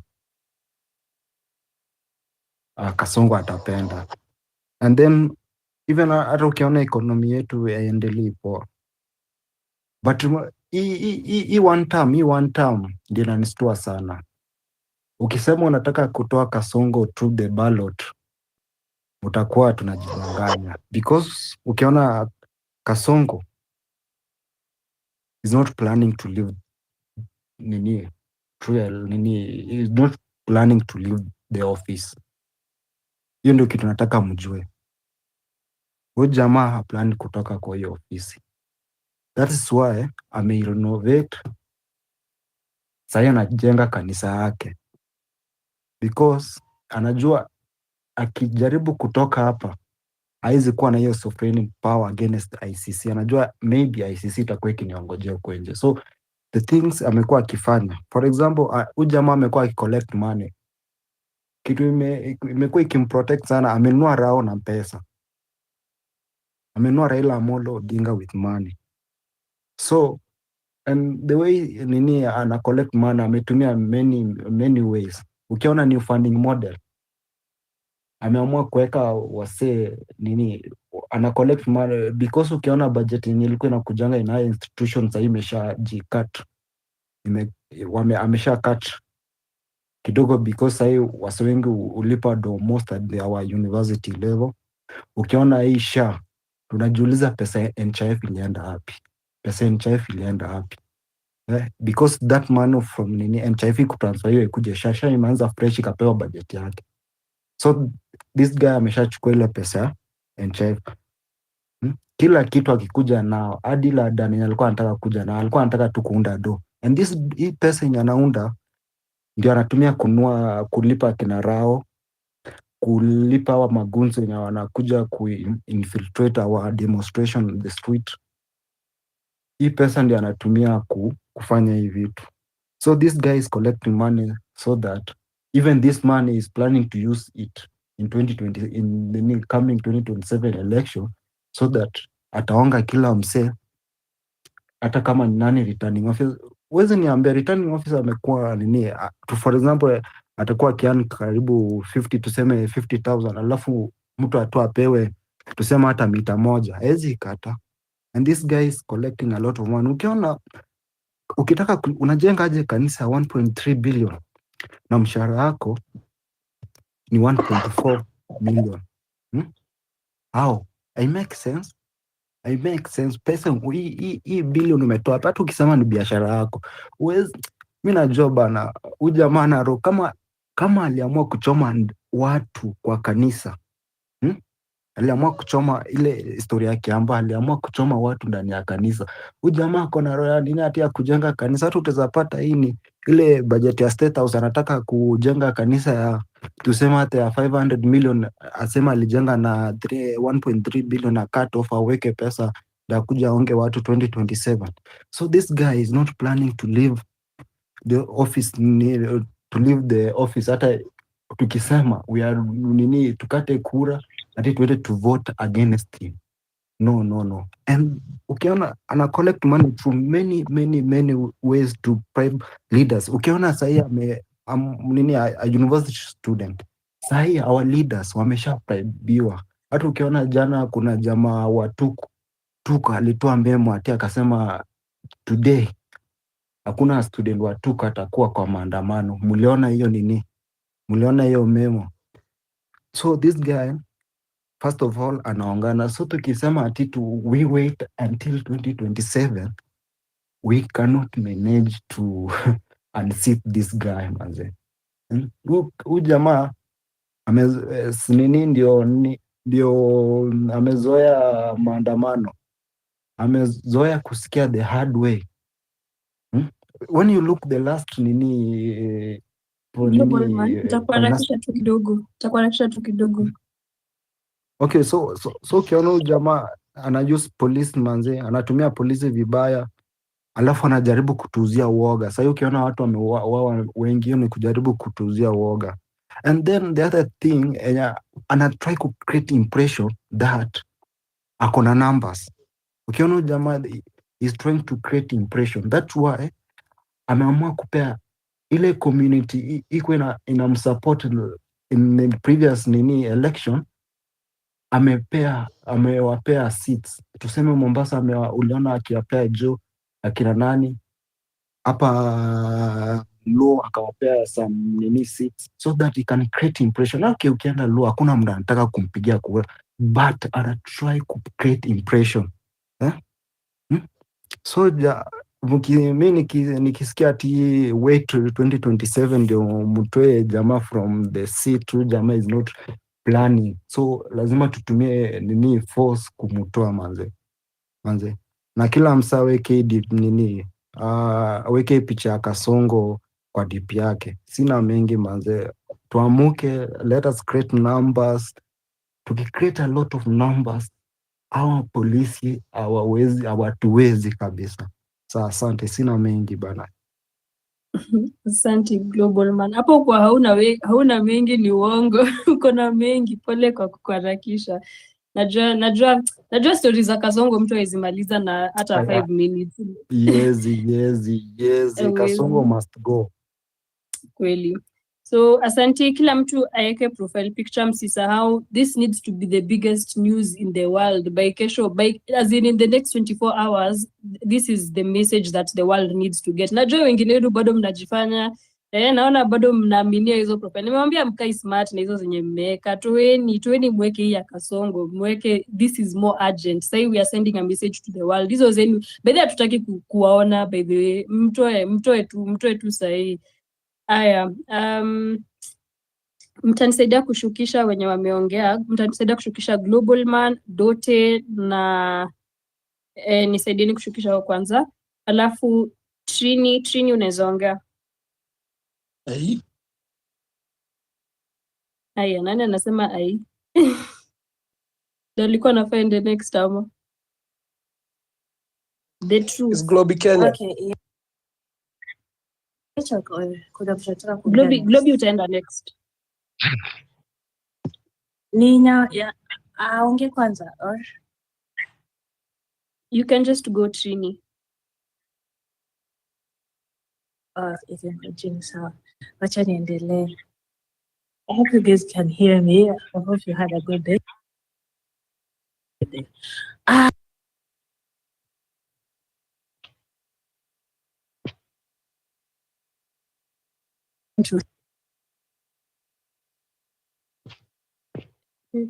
Sijui kama ni mimi peke yangu simsikii ama saizi unanisikia? I'm walking. That's why network yangu inaenda kiisha. So saizi mnaweza nisikia? So me, I want to talk to those people who are telling us ati Ruto atatolewa kwa ballot.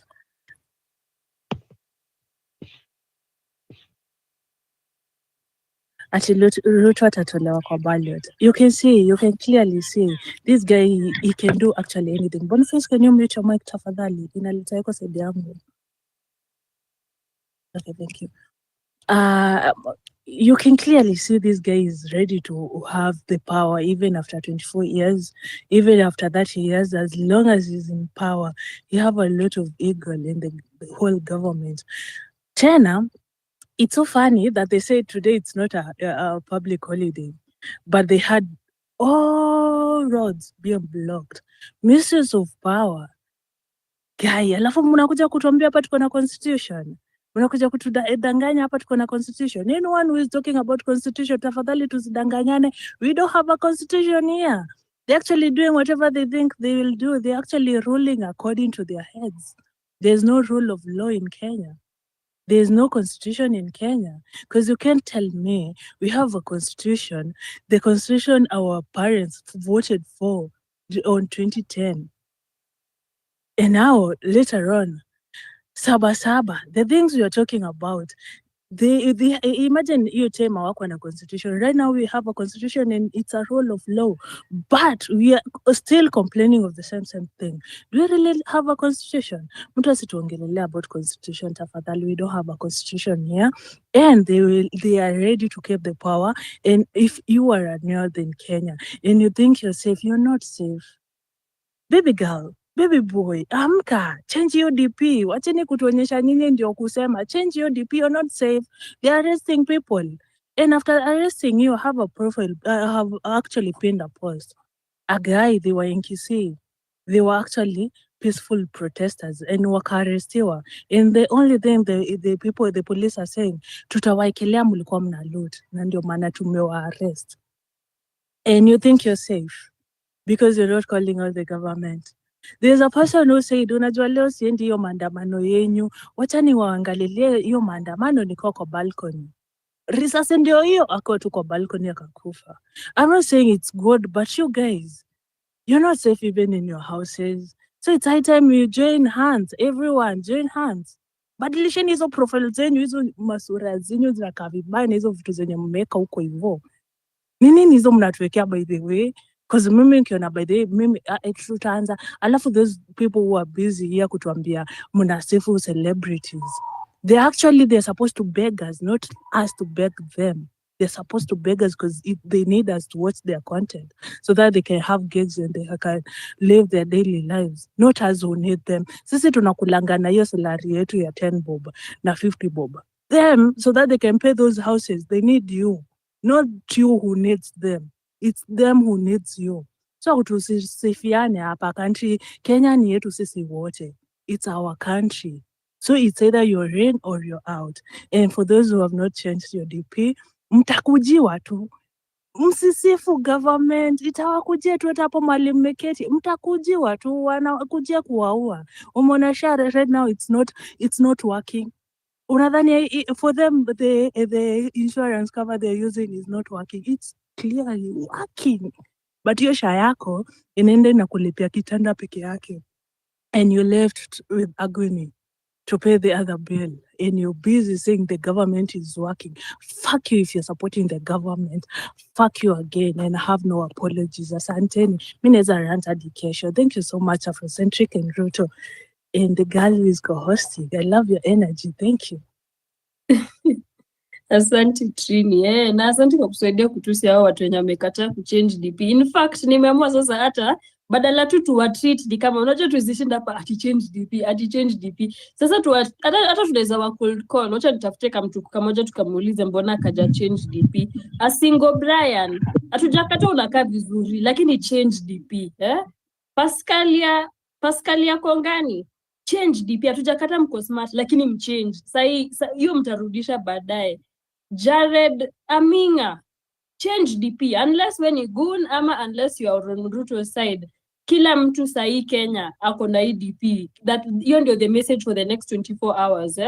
Wacha nichukue watu wengine. Hivi sasa ndio tutakuwa tunafanya kwa hii space. Ndio hata najua sahi ndio mtu kama hataki kuchange basi mtoke ama tutawa call out basi. That's the way we are moving. Who is it? This is Malcolm. Can I speak? Malcolm, no, pole sana. Globi alikuwa amegoja sana. Okay. Globi, you It's can okay, go it's okay. next. It's okay. David. Good morning in Kenya. This is Globi, and I hear you guys. First of all, I want to say that I'm not. Can you hear me? Yes. Just confirm, please. You. Yeah. Thank you. I'm not a Gen Z. I'm a millennial. But I was in the demos today, And one thing I've noticed is the violence meted against the people protesting. The goons are well paid, it's well organized. And I hear some people saying that we have to know. There's a gentleman who spoke and said that we have to know how to approach this violence. And in my opinion, I think that fighting a soft war will make bigger changes than going confrontation with the police and with government. You may not all agree with me, but I think we can't win a war fighting weapons without weapons against a government who is armed and arming goons. You can clearly see how they have done in the Magunas in Meru, well organized, targeting businesses so that people get tired of the protest. The business people will get tired. They won't wear you out.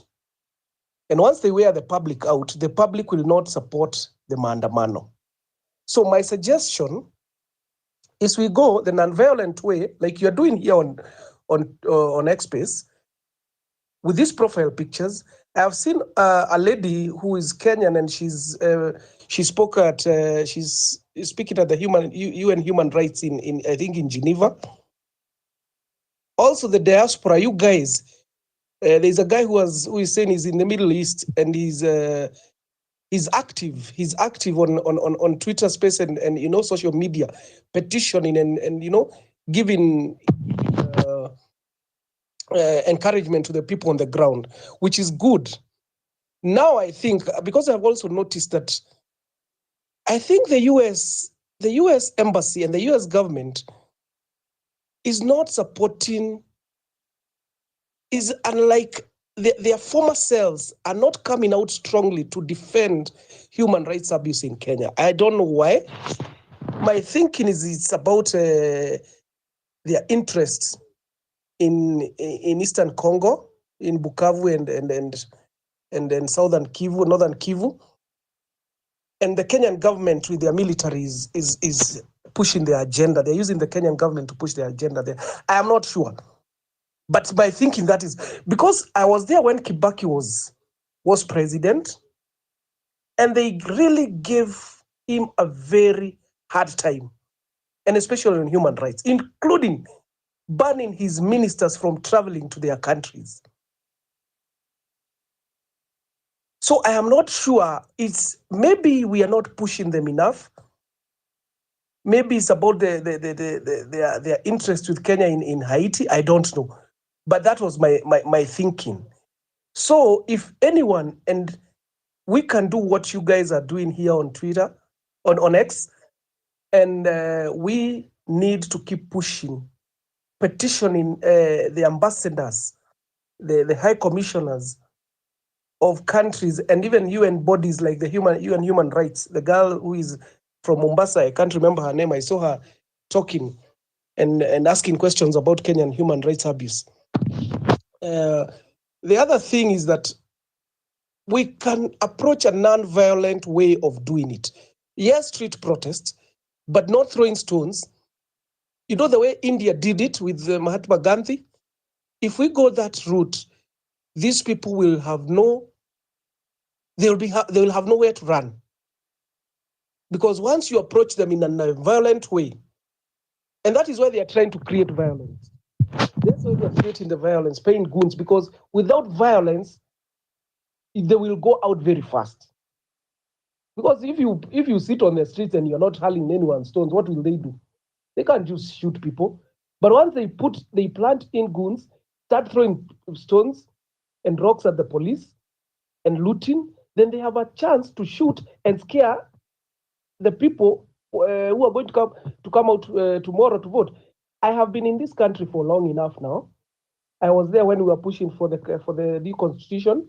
I was in university back then, and we threw stones. But the brutality that is being meted on people, I have not seen before. The Katiba Watch, we were there. We were throwing stones so that you guys get this new constitution. We were there, and we were paid, yes. We were being paid to push politicians' agendas. But the violence of those governments cannot even come close to what William Ruto's government is doing. And I don't know why even his people have chest thumping. You hear Sudi, he talks, tomorrow he's going to come out, he's going to speak, and he's going to chest thump. And he only does this after the protest. You will hear them come out tomorrow. And the other thing I wish we can also have people concentrate on governance, spaces that concentrate on governance, spaces that concentrate on political violence and human rights, so that we are not all over, because like what Morara Kebaso was doing with the Vampire Diaries, we were able to follow projects that were not done. Today, we don't have that. We don't have that. We can't have we don't have a repository where we can go back and find out. Now I see Moses Kuria talking and saying nonsense there in his Twitter and his X space, but I remember there was a stadium in Gatondo where him and his brother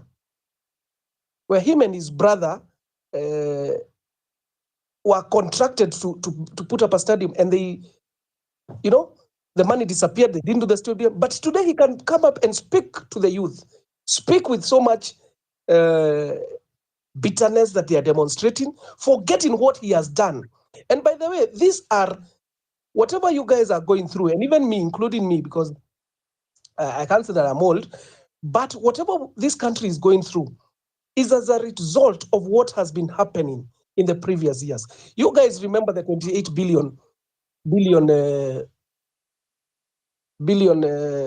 scandal of Moi Referral Hospital ati usijui alikuwa na all those things, the NYS 1, NYS 2 scandal, the Kimborel and the roll, all those scandals put in together is what has driven this country here to this point. And if we don't act, the next generation, Alpha, will come, get educated, and these are your children, get educated, and then lack jobs.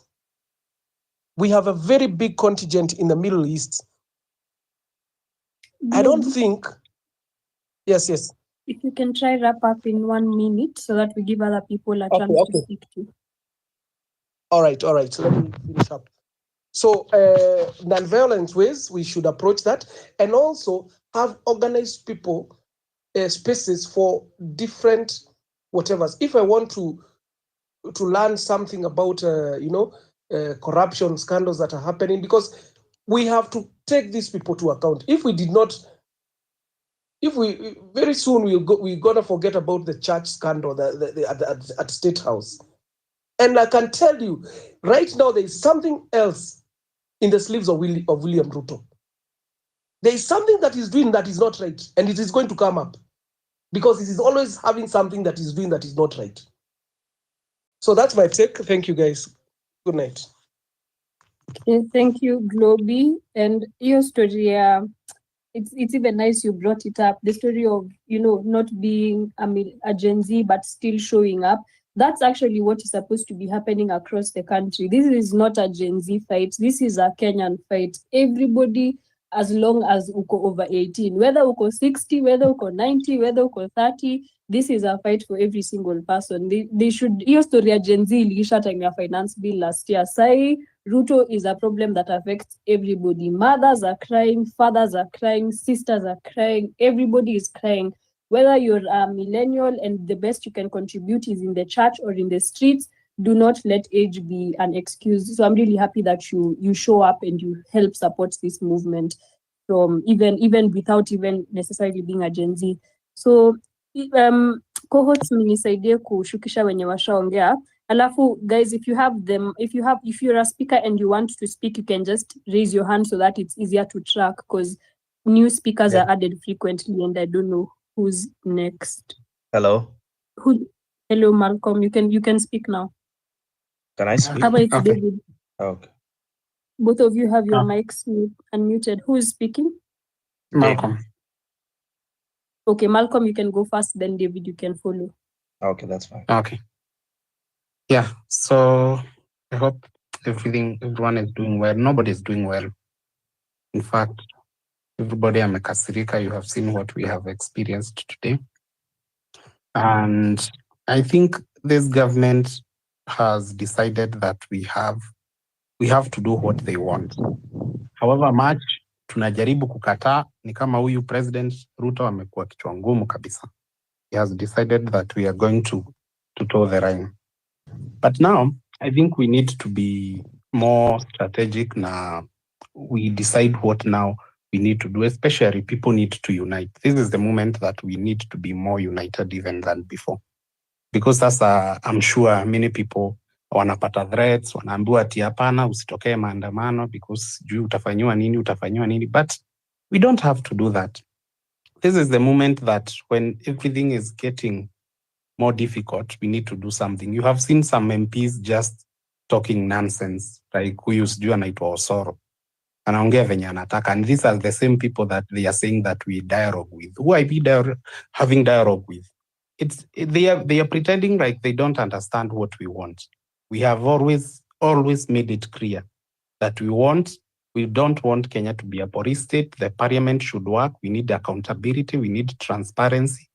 But now what they want, the card that politicians always bring on the table is that we dialogue, so that in the process, a few people, the real idea going for a dialogue is so that a few people can be selected, and then they go and purport to be talking on behalf of others, and that's it.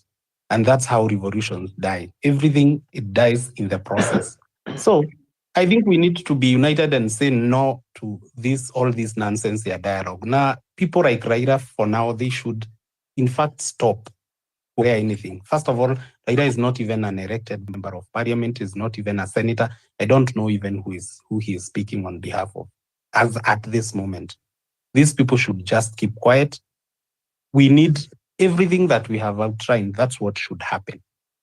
And then when people, wakati watu wanaenda wana risk their lives, I think we all need to part. Because I know some people, even at now, there are still many people who still feel like they should not risk. Okay, I understand, see everybody will go to the street, but hata kama you are not in the streets, just do something hapo kwa Twitter. I mean, on this platform or other platforms. Even raising this awareness, this is how even the people outside, I mean, even Kenyans outside everybody comes to know. And even right now, isi kama ile time ya Mau, even right now, we are even fighting online. No. If you checked the other day, The Economist, which is a very prominent publication, uliona the things that they were talking about. And the more this story about Kenya is being featured, that's how we are going to make it. But it's a very sad day, but I hope that we stay united. And please, everybody should change this profile picture. This is how we can pass our message. And thank you, everyone. Go next, David. Thank you, Malcolm. Yeah, good evening, everyone. Good evening. Good. Two people are speaking. It's supposed to be David. We are both. So I I think will we are speak both after David. David. Who's that? Robin. David. Robinson, yes. Robinson, you'll speak after WDKE. WDKE will speak after David. David is the one to speak now. Okay. Yeah. Can I be heard? Yeah. Okay, good evening, everyone. I'm David. Actually, I'm Pastor David, and I'm just from Kenya here, and I pastor a church along Jogoo Road. And I just wanted to chip in on the talk for tonight, and of course, encourage each and every one of us on our work. I just have like 3 points, and I'll just do them real quick. First of all, as a pastor, this thing hurts me a lot to see children dying, many people die, not only children, but many people dying, and a lot of poverty, And one of the definitions of the work of a government, according to the scriptures, is that they are God's servants to work for good and also to work for the wealth of the people, And once they're not doing that, they're actually, another thing, they're supposed to punish evil. So once they're not working according to that, job description, they have no business being there. And you have no business following them, you know? And that's why whatever is going on has to go on, and it has to get to the final end, you know? And they have no business being there, you know? I can encourage you from a scripture. It says in Proverbs 29:14, it says, if a king defends the rights of the poor, he will rule for a long time. But what are we seeing today? No one cares about their rights. So they'll rule short term, which takes me to the next point. All this thing about one term, about two term, especially this one term thing, we cannot stay for 2 more years with killings. We cannot stay for any other, even 1 more week with killings, you know? So it's unacceptable, you know? And then there's this discussion, oh, what will happen next? Oh, if we don't have a government, we'll go into the... No. Bible says the powers that be are ordained of the Lord. So there's someone, they cannot be a vacuum. We will definitely have leadership that we want. So nobody should use the pulpit or use any platform to discourage any of us from what's going on, you know? It's a fight. And lastly, I'll say change is a must, you know? It's a total overhaul. So those of you who are supporting people like Gachagua, they've been in government for like the longest time. All these cousins, whatever, you know? It has to be a total overhaul, you know? It has to be. And no, you know, it's the time for that change, you know, and it cannot be stopped, you know? There's someone who said, Kano itaongoza miaka 100. It will not happen. All these guys, Raila, Kalonzo, they're all products of Kano. And that Kano is not the party, you know, per se. Is a group of people who have inherited from the colonialists, and they think they can run the country the way they want. No. There has to be a total change. And, you know, I'm in prayers, I'm in protest, and we'll continue like that until there's a change. So thank you all very much. Okay, thank you, Pastor David. And you're very right on the half-term story. Hatuwezi shinda party one term, and people are actively being killed. What we are seeing right now is the literal definition of anarchy. We are living through it. So there's a speaker who even said it very perfectly, hii space ikianza uko mapema.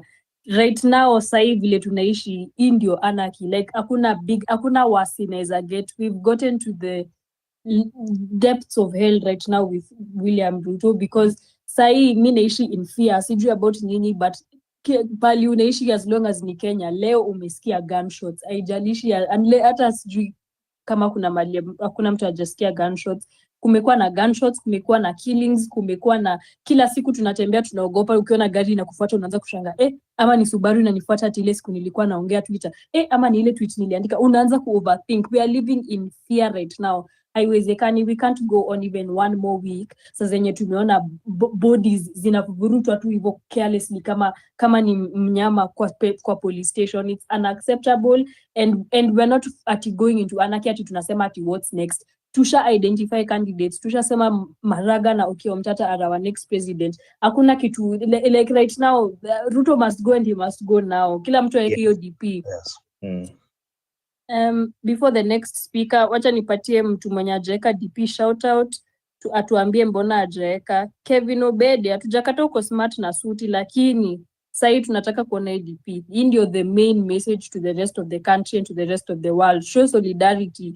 Tuweni hizo profile pictures zenu, unless we ni goon, ama unless wewe ni Ruto supporter, ama unless wewe ni politician.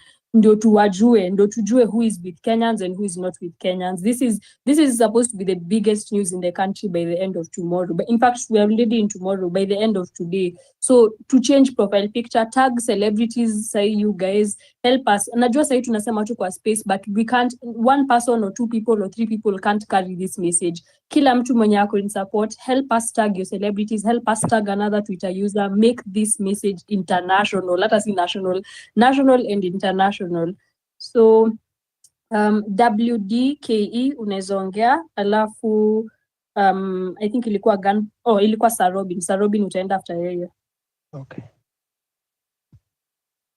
WDKE umekuwa na mkono kule. Yeah, thank you. Thank you. Hata mimi naitwa David kama huyo David ametoka kuongea. Na one term, tuanze hapo. One term. Half We are tired. Half term. Sorry? term. Half term. Actually, yes, half term, because one term is too long. Today we have seen they have unleashed the killer squad, the same squad, Subaru boys that did the thing on June 25th. Leo wameachiliwa kwa streets tena, and they have been terrorizing the whole of Nairobi. The whole country yani has just been in chaos, and we cannot continue living like this, and we have no room for dialogue. History ya dialogue, ukisikia mtu anasema dialogue, hiyo ni tumbo yake inaongea. Sisi, there is no room for dialogue because we have made it clear what we want, and WD we una want break kidogo, sijui kama ni internet ama ni earphones. Okay, sijui kama sasa unanisikia vizuri. Unasikika. Asante. So nilikuwa nasema we have no room for dialogue. Jamaa kanyage nje bana, tumechoka. Last year walituambia ati tungoje. We give him time, and we gave him time, and all that nothing has changed. The same old things, it just keeps getting worse by the day. So we cannot even wait for the one term ishe. This guy has to go. We have to fix this country once and for all, bana. It's such a heavy. Kenyans are walking with heavy hearts every day. Parents are crying, abductions, killings. The numbers keep going up bana, mpaka unashindwa hawa watu, kwani hamna utu tena kwani? Yani it's so overwhelming, but we have to keep fighting. We have to ensure that Zakayo ameshuka, na hiyo DP kila mtu aeke, ifikie tu kila mtu. That's another way ya kuprotest, and we keep fighting bana. Sijui sahii hata zile points nilikuwa nazo ni kama zimepotea, but wacha tuachie hapo kwa half term. Enough is enough bana. We need to free our country from the hands za mkoloni mweusi. God bless you. Stay safe. Keep fighting. Half term. Asante WDKE. Sir Robin, unaweza enda next. Yes, thank you. Sasa unanisikia poa? Okay. So me I will speak on two aspects. Ya kwanza ni housekeeping, which you've talked about. So housekeeping, and the major issue that we are dealing with right now is housekeeping. You know, when you are in a war, when you are facing the enemy, you have to be sure that the person standing behind you cannot shoot you in your back. And that is what we need within the movement. We need people that understand what is at stake. When somebody comes to text, tweet, and say that maybe we should consider dialogue, you know, that is the message of the oppressor. It is the message that Raila was sent by Ruto to deliver, and anybody that is echoing that message is even a worse enemy and betrayer than the person that we are fighting against themselves. So the first thing that we need to do is to really consider housekeeping issues. And one of the things that you have done well is to have this particular profile picture. This one needs to be the message, because anybody that is a revolutionary must not have a problem having this type of profile, because it is the message that we are putting across. That is one thing. And then number two is, I'm always concerned. Why do we give credit to these people? We have government bloggers who are always spewing shit.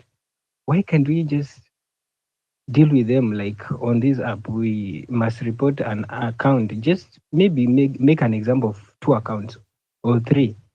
Because there are some people who speak.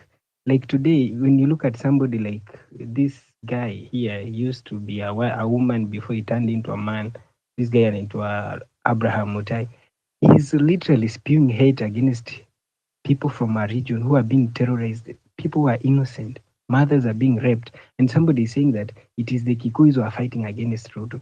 Why can't we just dedicate a day and deal with these people? This is for housekeeping. so that when we move forward, we can move forward with people who understand what's at stake. That's number one.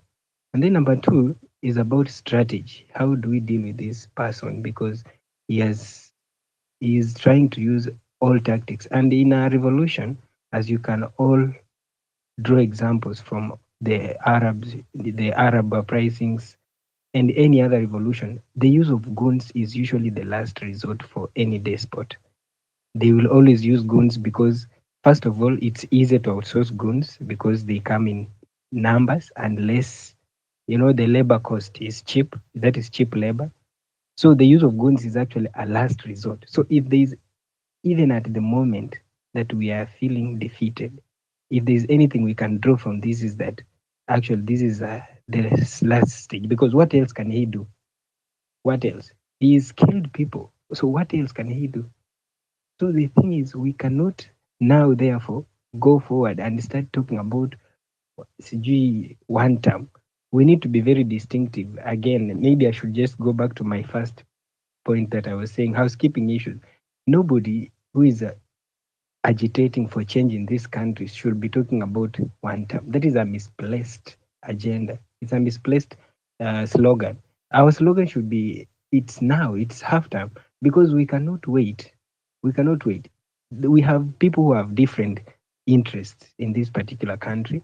We have the Ruto Brigade that wants two term, the Gachagua Brigade that wants one term, and we need change now. So ours is half term. That is should be very clear. And this is why you see some people telling us we should wait for elections. These people have been living in this country. And even if you supported Uhuru, even if you supported Ruto, you know that these elections in Kenya have not been won clearly, where you can where the losing candidate can confidently say that actually I've lost this election. There is always a lot of opaqueness in the process. So when you see somebody who is switching off television, switching off internet, and they're telling you to wait for the election day, they will just wait for the election day. They will do all manner of sorts. But the moment the election results are announced, you will be told to move on. Now you can imagine somebody that is killed over 200 people at this hour, past 2027, if he kills, because he can kill every month, every day. So he will have killed over 2,000 people, and then we will have to wait for another 10 years. This is not something that we want to do. We have to act now. So in terms of strategy now, what do we do in terms of strategy? One thing that Raila tried, he is not the guy that we draw inspiration from now at the moment, but we can take an example of what he did in some time back when he called for the economic boycott. Me, I'm asking myself, we are always complaining about Safaricom giving out our numbers. Why can't we just dedicate time to deal with Safaricom once and for all? We just need to ensure that they get as minimum revenue as possible, so that if you have to use M-Pesa, it has to be when you are going to withdraw money and have that money in cash, so that you don't transact in M-Pesa. Just deal with these people so that they can feel, because they're the ones who are helping the government. We need to do this and also focus on these particular MPs. For example, if you have somebody like Esther Basaris, she has businesses. This thing has to be as personal.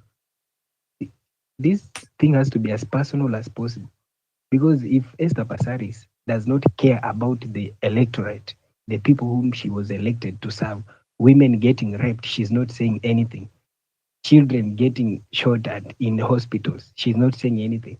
Then we should not just sit by. We need to look at those particular businesses. We are not attacking the business. We are avoiding. We are not going to promote. We are not going to be goons to go and attack the business, but we will stay away from those businesses so that you cannot want the country to continue, so that you can continue with the business when other people are sleeping hungry because you are not doing your job as an elected member. So we will need to do that, make it personal for these MPs so that we avoid, because a lot of these MPs have businesses around here, and we just need to avoid those businesses. They will go into losses, and the sense will come back. Because if we, and then the other thing is about protests. We cannot be taking breaks. This is my last point because I have a lot to say. I would even talk until tomorrow, but for purposes of communication, we need to be very precise. We cannot be taking breaks. We cannot say, let's protest this month and then we wait for next month. No. Right now, you have seen what the despot is capable of. You have seen if given time, anytime we give him, anytime we allow him, he's going to regroup and hire militia. Somebody, I want to acknowledge somebody here on this timeline by the name Brian Yuri. He's a psychologist and he prides himself in studying human behavior. He had actually talked about Ruto before 2022. Of course, a lot of us made mistakes. I did not support him, but a lot of us made mistakes. We didn't know then, we have seen. But he observed something that this guy will can burn this country down to rule over ashes. Now, today they are using militia, they are using goons. And then he mentioned that in 2027 we could have the RSF from Sudan. They will come to defend their commander. You guys have seen, and we even last year we saw people who are not even Kenyans. I was watching it on live on TV and I saw some people wearing some blue overalls, carrying guns, and they had a United States flag patched on those particular overalls. So anything is possible in this country. At this point in time, we can only fight. We stand with those families that have lost their loved ones. But then it will be an insult to them. We can't tell the mothers sorry. We are not going to tell our sisters that have been raped that we are sorry. No, the only thing that the best gift we can give them is to move forward and finish this journey once and for all. Thank you, very important. Thank you so much. I think every speaker that has spoken, thank you so much for sharing your concern. I think we're all in agreement that tomorrow we are back on the streets. We are all agreeing, we're all in agreement in that, and it's for that cause that we have to close the space. I think I'll give 3 or 4 more speakers closing statements to give closing remarks. Thank you, KOT Sonko, for joining us. Thank you, Ruto, where the abductees, Sherry, for helping host the space. Wanjiru was here earlier on. Thank you so much. And every speaker that has picked up the microphone, thank you so much. And then most importantly, we're being creative with our resistance, with our movement. If you see this profile picture, please put it on your profile picture, at least for the next 24 hours. Let there be a stance that we are saying, no, this profile picture means a lot to us Kenyans. If you're joining from the region, from all over the world, it means a lot to us. It says we're saying no to the killings, end the killings, stop killing us, stop the impunity. We want constitutionalism, we want good governance, we want transparency, we want accountability of leaders. Eliud Lagat, who ordered the killing of Albert Ojwang, still has a job, still making money over our taxes, and is still killing again. And that's why we are telling the Kenyans that this is not the time to be complacent. Comrades, we are all coming together to say this is not the time to be silent. They will come for you in your home. They'll come for you in your apartment. Bullets will rain on you and your children and your wife because you keep quiet when Albert is killed. If you keep quiet when Boniface Kariuki is killed, next it will be you. And today we have seen that they are more brazen, they are more bold. Ruto is a small Museveni about to hatch into a big Museveni. That is his mentor, that is his best friend, and that is where he's taking us. That is the curve we are on. You don't even need an economist or political scientist to tell you that's what we are going, that's what the country is going. It's headed in a very dangerous direction. But as much as Kenyan detractors live in Kenya, so are her liberators. We are the liberators, we are the patriots, we are the revolutionaries who will make sure that Ruto will pay. Ruto, justice will come to him. Might not be tomorrow, it not be the next day. But as the last speaker has said, we are maintaining the pressure. The pressure increases. The pressure increases. When this space ends, people will see this, you will see your profile picture, and that will in itself is a message. You don't even have to have a tweet. Your profile picture, wherever it is a message. Thank you to everyone who is sharing it in your WhatsApp group, sharing it in your Telegram, sharing it in your Facebook, sharing it in your IG, sharing it in your Snapchat, wherever you're sharing it on TikTok. It is a message that you're with the revolution. You stand with the revolution and you're against the killings. So please, please, please, guys, put this as your profile picture and let's for once speak with one voice. Please, individuality is okay, but there is a time to come together. Please understand the times. I think there's a pastor on the space. Understand the time. There's a time for unity and there's time for individuality to be individual. We are being picked one by one. Hii si wakati una kujitenga. Ruto anatenga, pana sisi. Right now it is mobilization. Using art, using music, using spaces, using go talk to your homes, talk to your parents, talk to your friends, talk to everyone. Everyone has to have civic education, understand what is happening. Because huko mashinani mali, they're preaching the tribal card. It should not work. It should not work. Thank you to every speaker who was joining the space and keep an eye out for it. If there's any emergency, let us know so we can put it out as quickly as possible. I saw, let me see, let me give Obdusman, Mike is yours.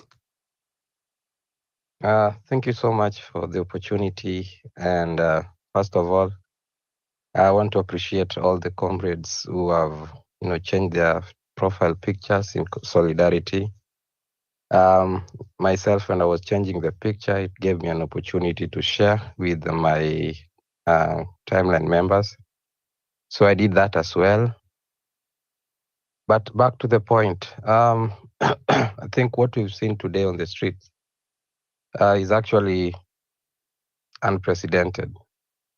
Myself, I actually worked overnight the day before the 7th. So I was actually coming from Westlands to my place of work. So I started interacting or encountering the police immediately from where I work. So we were able to get some vehicle which dropped us somewhere around Kengen or thereabout. So we had to walk from there up to around City Stadium. We were actually the two of us, and every corner and every street, you could get a policeman seated there. It took me over 2 hours to get to where I work, 2 hours, 30 minutes and so. So this is a clear indication that the system has given, has given in to, has given in, and they are trying to do as much as possible to salvage themselves. So I think on my side, this was really successful. The fact that people are not able to get to the CBD doesn't mean that this protest was not fruitful, because no business went through, and we are still ready to occupy everywhere tomorrow. So basically, what I would like to just bring forward is maybe what else can we do going forward to be able to make this more effective. I would suggest, like many speakers have brought forward, the one of the things that we can do, apart from protesting on the streets, we could still embrace the act of civil disobedience. Civil disobedience work more effectively when we choose to boycott certain products, certain services that are actually supporting the government. The baby that you are hearing on the side is actually my baby, and when I got home, I found the baby was not feeling well, and so I had to go to the hospital. I went to the hospital. SHA is not working. I have to again spend money from my own pocket, even though I have to pay for this SHA thing every month, and not just a little amount, a lot of money. And so this really tells you that the system isn't working for us, and it's incumbent upon us to ensure that we actually fight this system until it's down on its knees. So my little suggestion is, I think this leaderless stuff is also working for us, so that not specific people are actually targeted. I think we have less of a people. I remember I used to be a staunch supporter of the opposition then, and what the government would do is, when the protests were actually on the peak, they'd actually come for somebody who is the leader, and then all of a sudden, the protests are actually neutralized. But right now, the leaderless nature of these protests is a strength to us.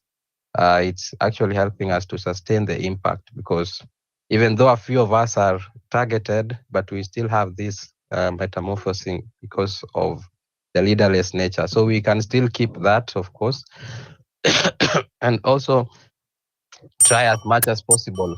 Myself at the place of work, I engage actively in these political discussions, and I try as much as possible to deconstruct people's mindset, people who are still, tribalistic. You get a youth who is 24 years still talking about us being Kikuyu, being targeted, we Luo doing what and that, this and that. So I ensure that I actively engage on those kind of conversation to redirect those conversation and try to put a point and try to put sense in the mind of those people. This is not about tribal. It's not about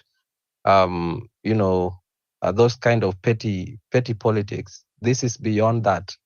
And as you can see, I don't know what happened with Ruto, but I don't think that man is in his right mindset. I know the NIS are here, quite a number of them, especially those who have not changed their profile pictures. I'm not sure why they have not. I think they are part of people who are here to collect intel. But I think Ruto is not in its right senses. Perhaps I don't know what has really corrupted his mind, whether it's power or wealth, but that guy is totally out of order. And we need to bring this person down and ensure that he goes out. Not one term, not half term, but quarter term. Thank you so much. Thank you so much. We're coming to the end of the space. We're taking closing statements. Anna, can you hear me? Anna, Yes, yes, go ahead. 2 minutes tafadhali. yeah. Kesho Yeah, tuko thank you. kazi, kesho tuko wera, tuko revolution. The country is calling us. We are duty calls. Go ahead. Okay, thank you so much. And thank you for everyone who has sent their profile picture. I think you don't need to be in the street. If you feel like you can't be in the street, maybe because you are far away or the nature of what you do or a lot of things, the least you can do is to put this picture on your profile photo. It doesn't cost anything. And nobody is asking you for money. Nobody is asking you to come to the street. We are just asking you to put that picture on. It is speaks volume and it will help this movement. And those are some of the non-violent ways that we can make our voices known. So people asking, what can we do now? I think there are some few things, unfinished business that we can do as a movement. One, we need to recall this woman called Esther Fatari. There is a process and we can do it. I think we need just one of the MPs to go down so that we can have a statement. The moment we do that, even if he will be saved somewhere by the Senate or court or whatever, MPs will know that it is very possible to be impeached or recalled by the people. So, and also another thing you should know, I saw the police were very quick today to remove a statement to say that this is what happened today. 11 people were killed, 56 policemen were injured. I haven't seen any policeman in news who has been injured. So they cooked those numbers and they cut down the numbers of the people they killed. I think the number is triple what they killed today. But I think that statement was meant to show something. But in essence, I think they're also stupid because it is an admission of an extrajudicial killing. That's what it means. And then also this guy, for the people who are saying one term or whatever, this man is not a man who is willing to get out of that prison. Someone has rightfully said that he is a mentee of Museveni. The only advantage we have is that Museveni is a military man. He was a man in the bush. Ruto does not have that experience of being in the bush. So there are things he doesn't know. And there are things we are going to teach him properly. And Ruto is a terrorist. He's not even a militia leader or anything. He's a terrorist. And what he's doing is training goons. The goons he will use during elections to make sure people will not go to vote. That is one. He's training a group of goons over time. And we are not going to wait for those goons to graduate. This man needs to live with his goons as early as tomorrow.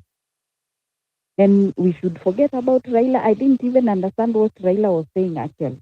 So I tried listening to what he was saying, and I heard him talking about referendum, and I know there are people who want the constitution to be amended so that they can sneak in some of the things they have always wanted, like at the position of a prime minister or some weird. So that constitution, the way it is, let me tell you, in Africa, there are two countries in Africa that have robust constitutions. One is South Africa, the other one is Kenya. And it is known by all students of constitutional law. They know Kenya and South Africa have robust constitutions.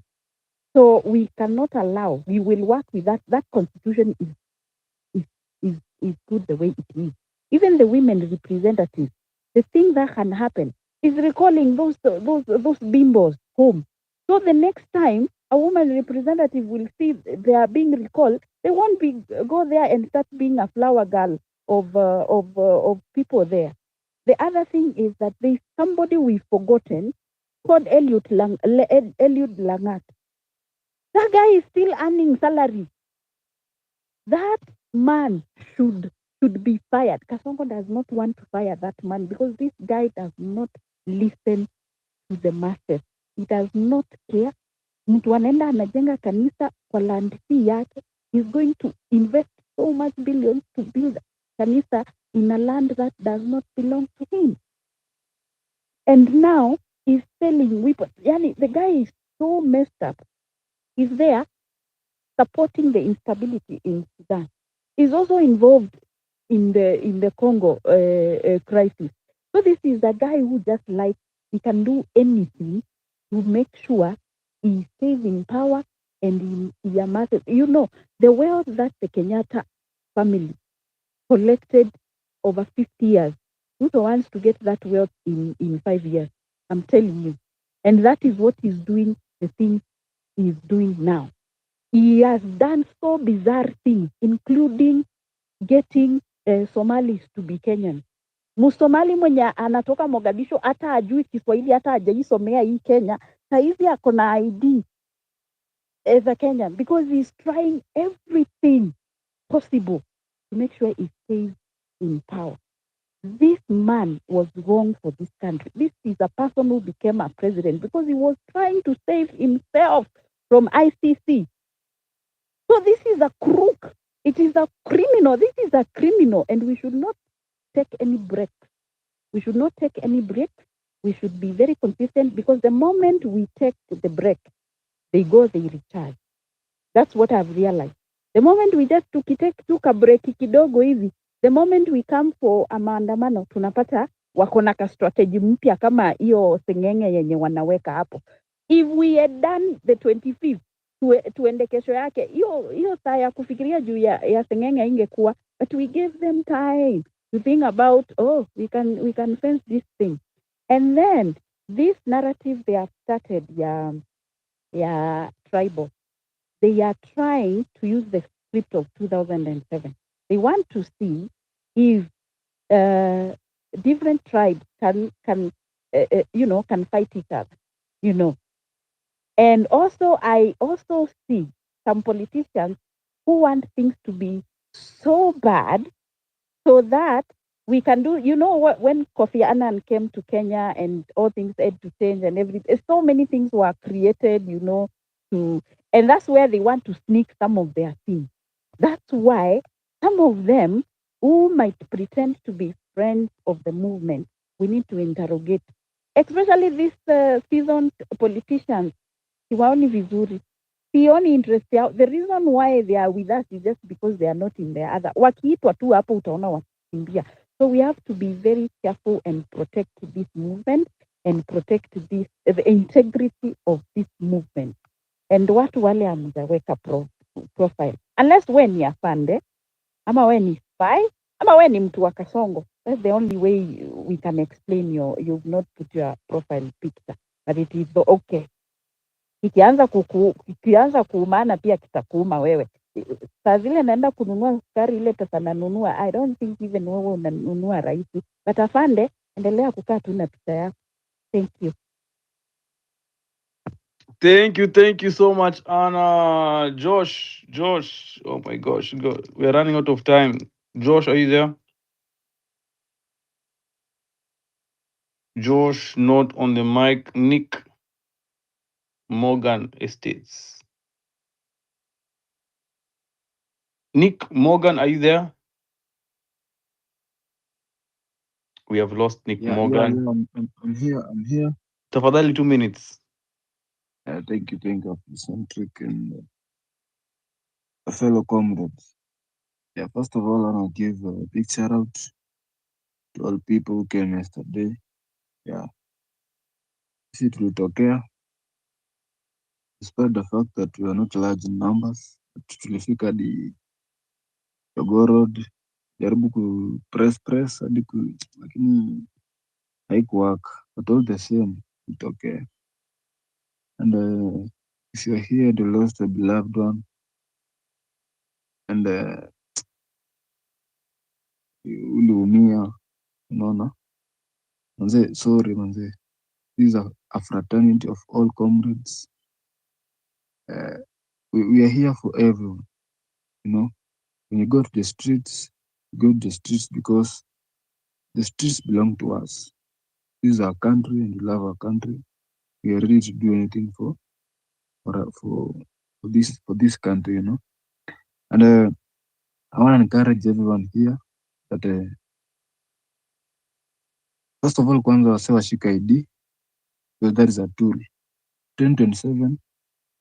Okay, I know the narrative is not all about 2027, but watu washika ID, vijana mnyakue seats, chukueni seats nyingi, tuchukue seats nyingi. And another thing is that about kama maandamano ni kesho, tunatokea anytime you are ready. Thank you, Afrocentric. And if you're from Rongai, I am vying for MCA, Ngata Rongai. Yeah. Thank you, Nick. At least we know. Well, at least now we know. At least we know you want kura because tukupigie kura. Na see this Ruto bloody regime. I want to thank every speaker for coming to pick up the mic. People, we must understand that if Ruto is not in power because you support him. We have to understand that he's in power because majority of Kenyans choose to do nothing. By the way, the only way these power structures are still in place is because you've chosen to keep quiet.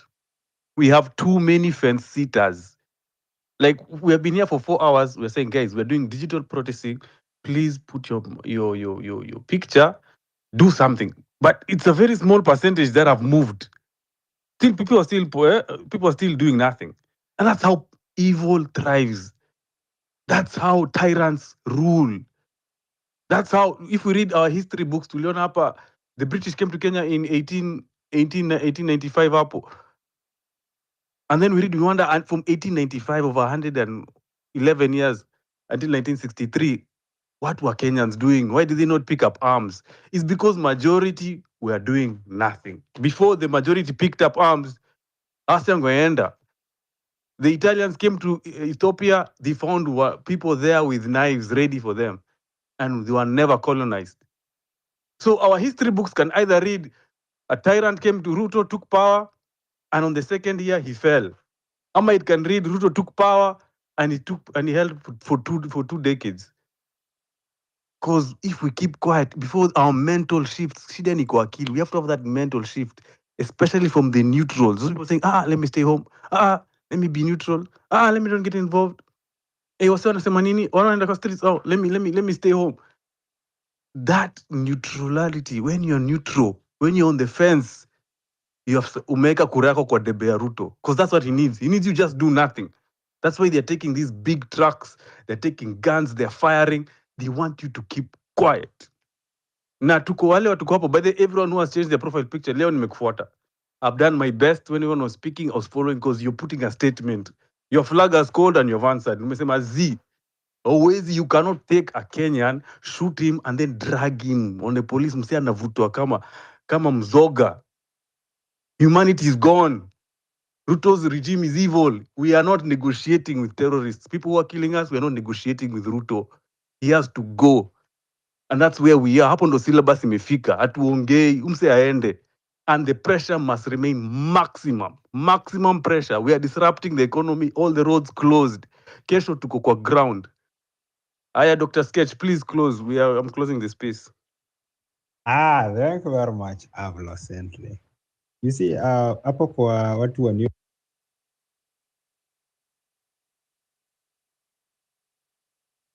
mbona nimemutiwa? Hapo hapo kwa watu wa neutral, you guys should understand you don't actually have to go to the streets or to be vocal online for them to kill you. Walienda yule kijana kwa baba yake home, hata si kwake. Walimwendea kwa ushago, wakakuja wakamuua Nairobi.